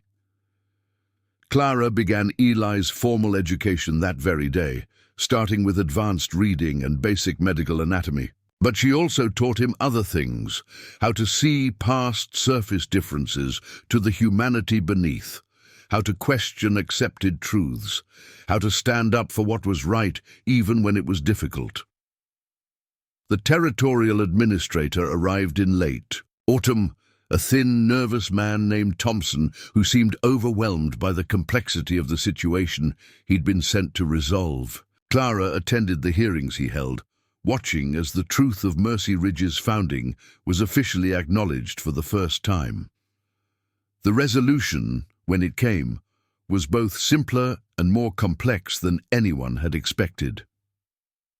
The territorial government recognized the validity of Cheyenne claims to the burial ground, but stopped short of ordering the town's relocation. Instead, they mandated the creation of a memorial acknowledging the site's sacred nature and established a fund to support tribal educational programs. It wasn't perfect justice, but it was acknowledgement, a first step toward the kind of reconciliation that many feathers had envisioned. Clara stood in the cemetery on the first anniversary of the ceremony, watching the sun rise over the small monument that now marked the sacred ground. The carved stone was simple but dignified, bearing the names of the chiefs known to be buried there and an inscription in both English and Cheyenne. "Here rest the ancestors. Honor their memory." Eli appeared beside her, taller now and carrying himself with the confidence of someone who'd found his purpose. "Doc, Mrs. Patterson's asking if you could look at her youngest. Fever's not breaking." Clara nodded, but didn't immediately move. She was thinking about choices and their consequences, about the paths that had led her to this moment. Stormwalker's offer still echoed in her memory. A place among his people, acceptance in a world that might understand her better than the one she'd chosen. But she'd made her choice long ago, really. Not in a single moment of decision, but in dozens of small choices. To stay when she could have left, to heal when it would have been easier to turn away, to bridge differences when others preferred division. "Coming, Doc?" Eli asked. Clara smiled, tucking Many Feathers' letter deeper into her medical bag. She carried it with her always now, a reminder of the trust that had changed everything. "Yes," she said, turning toward town and the patient who needed her care. "I'm coming." Behind her, the memorial stone caught the morning light, casting long shadows across ground that held both old sorrows and new hopes. The sacred earth was acknowledged now, its stories preserved. And Clara Whitlock, the bridge between worlds, that a dying chief had envisioned, walked toward her chosen future with steady steps and healing hands. The land remembered. The ancestors rested in peace, and in Mercy Ridge, Montana Territory, the long work of building understanding continued, one patient at a time, one conversation at a time, one choice at a time. It was enough. It was a beginning. 6 months after, the memorial stone was carved. Clara stood in what had once been Reverend Payne's private study, now converted into a makeshift classroom. Sunlight streamed through the windows as she watched Eli explain basic anatomy to a mixed group of students. 3 white children from town, 2 Cheyenne youths who had arrived quietly the week before, and Mary Patterson, the sheriff's niece, who had shocked everyone by declaring her intention to study medicine. "The heart has 4 chambers," Eli was saying, his confidence as a teacher growing with each lesson. "Blood flows in a circle through the body, carrying life to every part." Clara marveled at the boy's transformation. No longer the frightened stable hand she'd taken in, Eli had become her true apprentice, soaking up knowledge with an intensity that reminded her of herself at his age. But more than that, he had become something she'd never expected, a bridge builder. In his own right, someone who could speak to both worlds without carrying the weight of her complicated history. The Cheyenne students had appeared without fanfare, part of an unofficial arrangement that Stormwalker had negotiated through carefully worded letters. Their presence had caused initial tension, but Clara had insisted on treating them exactly as she did the white students. Knowledge, she had learned, was a universal language that transcended racial barriers. "Dr. Whitlock." Mary Patterson raised her hand, her earnest face flushed with concentration. "If blood carries life through the body, What happens when someone bleeds too much? An excellent question, Clara replied, moving to the front of the improvised classroom. The body has remarkable ways of healing itself, but sometimes it needs help. That's where we come in. She demonstrated with a practice bandage, showing the proper way to apply pressure to control bleeding. As she worked, she was aware of the profound strangeness of the moment, teaching medical techniques to a mixed group of students in a room that had once housed artifacts stolen from Cheyenne graves. After the lesson ended and the students dispersed, Clara found herself alone with one of the Cheyenne youths, a serious boy named Running Bear, who rarely spoke but absorbed every word with fierce attention. "Dr. Whitlock," he said in carefully practiced English, "my grandmother wishes to meet you." Clara's pulse quickened. "Your grandmother?" "White Dove, she is." "How do you say?" "Medicine woman of our people. She has heard of your kindness to many feathers, of your help with the sacred ceremony." The request was both an honor and a challenge. Clara had treated individual Cheyenne patients since the ceremony, but this would be her first formal meeting with someone from Stormwalker's extended community. The implications went far beyond a simple social visit. "When?" Clara asked. "Tomorrow at the creek where many feathers passed. She will come alone, as sign of trust." The next afternoon, Clara walked to the familiar spot by the creek, her medical bag slung over her shoulder, more from habit than necessity. She found White Dove sitting cross-legged on a blanket, spread near the water's edge. An elderly woman with silver-streaked hair and eyes that seemed to hold decades of accumulated wisdom. "Medicine woman," White Dove said in accented but clear English. "I have waited long to meet the one who showed honor to our chief." Clara settled carefully on the blanket, acutely aware of the significance of the moment. "The honor was mine. Your chief was a remarkable man." White Dove studied Clara's face with the intensity of someone accustomed to reading character in subtle expressions. "My grandson Stormwalker speaks of you often. He says you stand between worlds, belonging fully to neither. Sometimes that feels more like a burden than a gift." "All gifts have weight," White Dove replied. "The question is whether we use them to build or to destroy." They sat in comfortable silence for a moment, watching the creek flow past the spot where many feathers had drawn his last breath. Clara thought of how much had changed since that night. How many ripples had spread from that single act of compassion. "I have come with a request," White Dove said finally. "My people suffer from the white man's diseases, consumption, the shaking sickness, fever that will not break. Our old remedies are not enough. We need—" She paused, searching for the right words. "We need learning that bridges our medicine and yours." Clara felt her breath catch. "You're asking me to teach Cheyenne healers. I am asking you to learn from us as we learn from you, to find healing that honors both traditions." The proposal was staggering in its implications. Medical collaboration between white and native practitioners was virtually unheard of. It would require trust, cultural sensitivity, and a willingness to challenge accepted wisdom on both sides.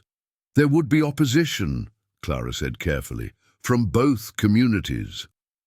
White Dove smiled, and Clara saw in her expression the same quiet strength she had recognized in many feathers. Opposition is the price of progress. The question is whether the healing is worth the fight. They spent the afternoon discussing practical details, how such collaboration might work, what challenges they would face, how to build trust gradually. By the time they parted, Clara felt the familiar weight of a momentous decision settling on her shoulders. Walking back to town, she was surprised to find Sheriff Dunn waiting by her clinic, his expression troubled. "Doc, we need to talk. Got word from the territorial capital. There's been some developments you should know about." Clara's heart sank. What kind of developments? the kind that could change everything we've built here. Inside her clinic, Dunn spread a letter across her desk. The official seal of the territorial government seemed to glare up at them like an accusation. "They're sending a federal commission," Dunn explained, "to investigate the whole situation with the burial ground, to determine if our land grants are valid. And Doc—" He paused, his weathered face grim. "They're bringing a military escort." Clara felt cold dread settling in her stomach. "How many soldiers?" "2 companies of cavalry, ostensibly for protection, but we both know what that really means." Clara thought of the delicate balance they had achieved, the fragile trust between communities, the slow progress toward understanding. A military presence would shatter all of it, turning Mercy Ridge back into an armed camp, facing off against hostile Indians. "When?" she asked. 2 weeks, maybe 3. They're taking their time, want to make sure they have all the facts before they arrive. Clara stood and moved to her window, looking out at the town she had come to call home. Children played in the streets, White and Cheyenne together now, a sight that would have been impossible 6 months ago. Martha Ellis chatted with Running Bear's older sister outside the general store, the 2 women sharing recipes and child-rearing advice, despite their different languages. "Sheriff," Clara said slowly, "what if we could show them something different? What if instead of finding a community divided by racial tensions, they found one that had learned to bridge those divisions?" Dunn's eyebrows rose. "What are you thinking, Doc?" Clara turned back to him, her mind racing with possibilities. A formal alliance between Mercy Ridge and Stormwalker's people, not just tolerance but active cooperation, medical collaboration, educational exchange, mutual defense agreements. "Doc, that's—" Dunn struggled for words. "That's never been done. A white settlement formally allying with a tribe.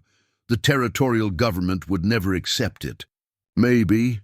Or maybe they'd see it as a solution to a problem that's been bleeding money and lives for decades."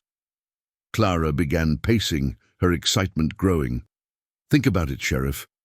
What if we could prove that cooperation works better than conflict? That white and native communities can coexist and even thrive together?"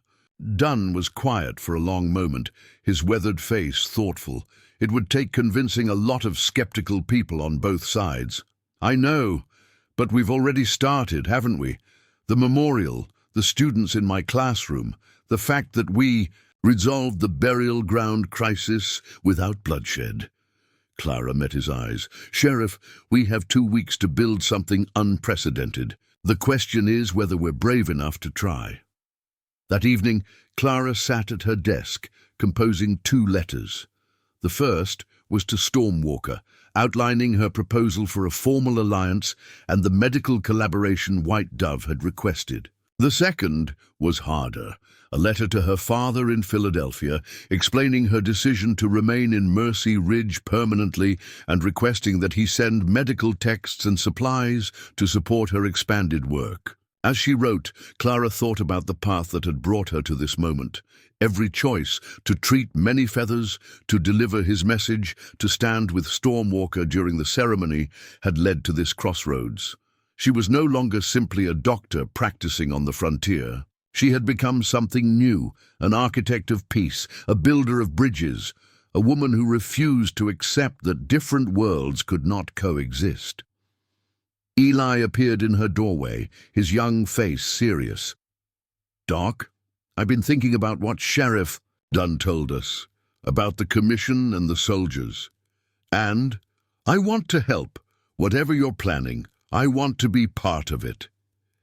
Clara looked at the boy, who had become her apprentice, her student, and in many ways her successor. She saw in his earnest face the future she was fighting to create, a generation that might not carry the prejudices and fears that had defined her own. "It won't be easy, Eli. There will be people who see what we're trying to do as betrayal, as dangerous idealism. I know, Doc, But you taught me that healing sometimes requires taking risks, that the most important medicine isn't always the safest." Clara smiled, remembering her own words thrown back at her by someone who had learned their lessons well. "Then we'd better get started. We have a lot of work to do." Outside her window, the lights of Mercy Ridge twinkled against the Montana darkness. On the ridge beyond town, she could see the glow of campfires where Stormwalker's people maintained their patient vigil. Between those two worlds, Clara began planning for the most important 2 weeks of her life. 2 weeks that would determine whether the bridge she'd helped build could bear the weight of history itself. The pendant many feathers had entrusted to her was buried now, returned to sacred ground. But the trust he had placed in her remained, heavier and more precious than any piece of carved bone and silver. She would honor that trust, whatever the cost. The Territorial Commission was coming, the soldiers were coming, but Clara Whitlock, the bridge between worlds, was ready for them. The Federal Commission arrived on a crisp October morning, their cavalry escort raising a dust cloud that could be seen for miles across the Montana plains. Clara watched from her clinic window as the column approached Mercy Ridge. 2 companies of blue-uniformed soldiers flanking a small group of civilians in dark suits and formal hats. But the commission wasn't the only group converging on the town. Stormwalker had arrived at dawn with 30 of his finest warriors, not as a threat, but as witnesses to the unprecedented gathering about to take place. White Dove sat beside him, on the ridge overlooking Mercy Ridge, her presence lending spiritual authority to what Clara hoped would become a historic moment. Sheriff Dunn appeared at Clara's door, his face a mixture of nervousness and determination. "Doc, they're setting up in the church.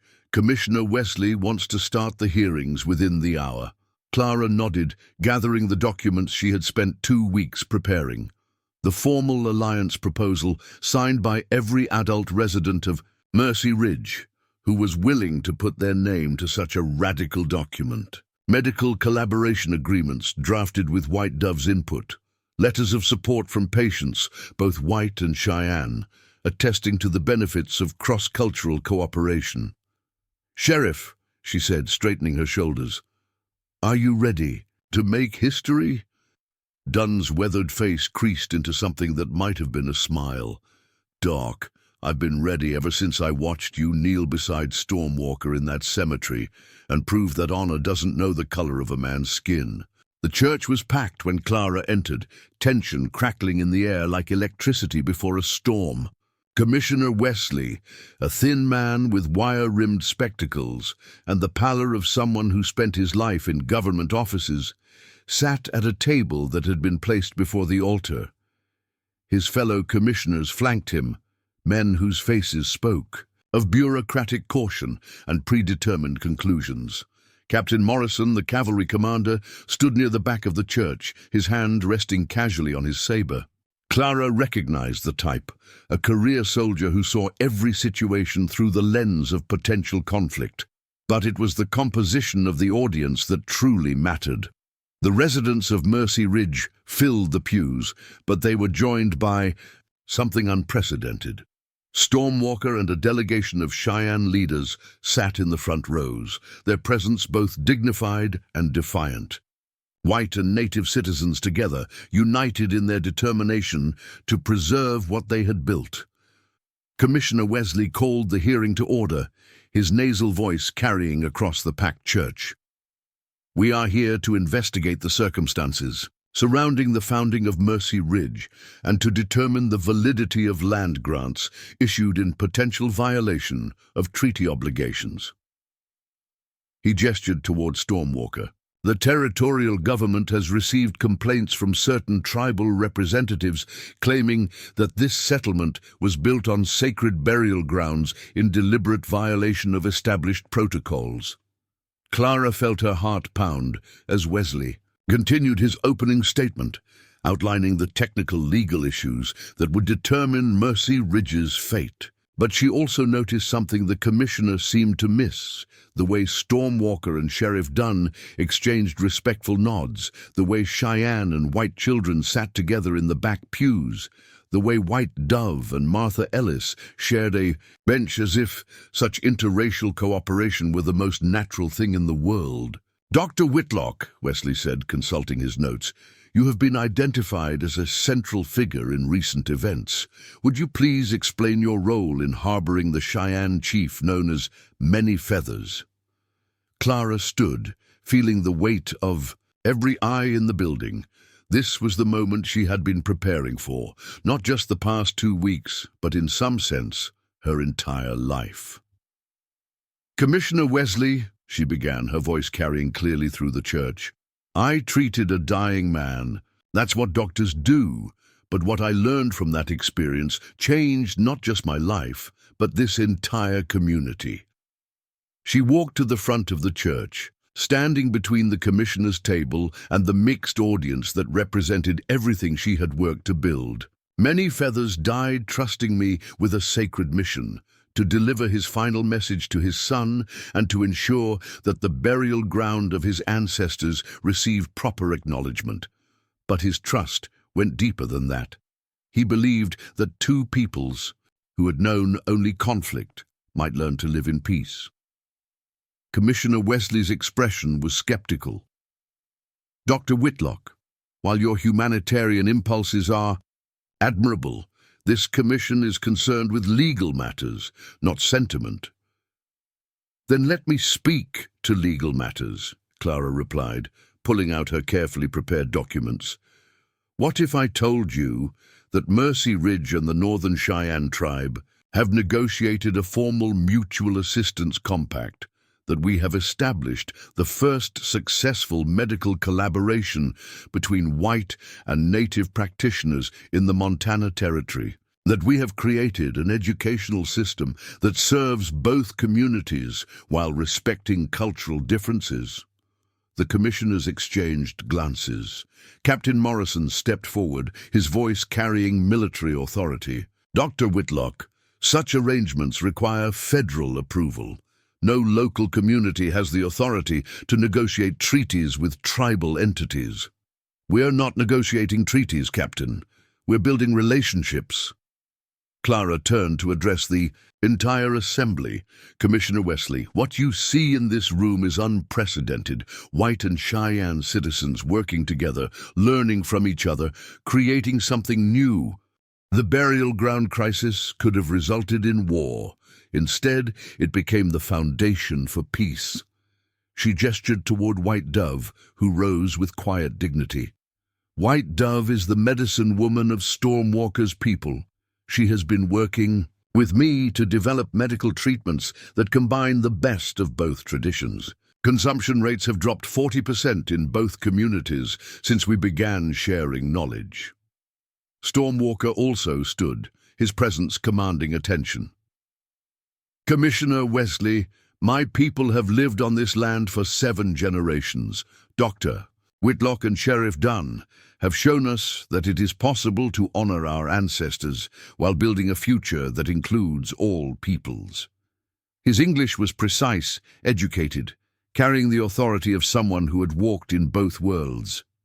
"We do not seek to reclaim this land through force or legal challenge. We seek to share it, as my father envisioned in his final message." Commissioner Wesley looked uncertain for the first time since the hearing began. "You're saying the tribe has no claim against the settlement. I am saying we choose cooperation over conflict," Stormwalker replied, "but only if this commission recognizes our compact and allows our alliance to continue." Clara saw the moment when the political calculation shifted in the commissioners' minds. They had come expecting to arbitrate a land dispute, possibly to relocate an entire settlement. Instead, they found a successful experiment in racial cooperation that could serve as a model for territorial policy. "Dr. Whitlock," Wesley said, carefully, "these medical collaborations you describe, they have documented results." Clara nodded to Eli, who stepped forward with a leather portfolio. Detailed case studies, Commissioner. Consumption, typhoid, influenza, all responding. Better to combine treatments than to either tradition alone. Deem, as Eli presented the medical evidence, Clara watched the Commissioner's expressions change. These were practical men, and practical results carried weight that idealism never could. Martha Ellis rose from her seat, her voice carrying the authority of a founding family. Commissioner Wesley, I've lived in this territory for 7 years. I've seen what happens when white and Indian communities remain separate and suspicious. What Dr. Whitlock and Stormwalker have built here isn't just unprecedented, it's proof that the old ways of thinking are wrong. She gestured toward the mixed crowd around her. My grandson sits in school next to Cheyenne children, learning about their culture while they learn about ours. My neighbors include people whose grandparents fought in wars against each other. And you know what? We're stronger for it. Captain Morrison stepped forward, his military bearing evident. Commissioner, with respect, this is all very touching, but my orders are to evaluate security threats. A settlement with formal ties to tribal entities presents complications for territorial defense. Stormwalker's response was immediate and dignified. Captain Morrison, our compact includes mutual defense provisions. Any threat to Mercy Ridge becomes a threat to the Northern Cheyenne. We have warriors who know this land better than any cavalry unit. The captain's eyebrows rose. You're proposing military cooperation? I am proposing that enemies become allies, Stormwalker replied, that warriors who once fought each other instead fight together to protect what we have built. Clara watched the military calculation play across Morrison's features. The idea of native allies instead of adversaries clearly appealed to the pragmatic soldier, even if it challenged his preconceptions. Commissioner Wesley called for a brief recess to confer with his colleagues. As the commissioners huddled in urgent discussion, Clara found herself surrounded by the people who had made this moment possible. Doc, Eli said quietly, whatever happens, you need to know that you've changed everything. Not just for this town, but for me, personally. You taught me that healing isn't just about medicine, it's about bringing people together. Martha Ellis nodded agreement. Clara, dear, when I first took you in, I thought I was helping a lady doctor who needed a place to stay. I never imagined I was giving shelter to someone who would revolutionize our entire community. Stormwalker approached, his bearing respectful, but his eyes holding warmth that Clara had learned to recognize. Medicine woman, whatever these commissioners decide, know that you have honored my father's memory beyond his greatest hopes. White Dove joined them, her weathered hands gentle as she clasped Clara's. In our tradition, some people are born to be bridges between worlds. You have fulfilled that destiny with honor. When the commissioners reconvened, Wesley's expression was carefully neutral. After deliberation, this commission has reached several conclusions. First, while the original settlement protocols were irregular, the current arrangements represent a unique solution to long-standing territorial conflicts. Clara felt her breath catch. Second, the medical and educational collaborations documented here showed demonstrable benefits for both communities involved. The territorial government has an interest in supporting such successful innovations. Stormwalker's warriors remained motionless, but Clara could sense their tension.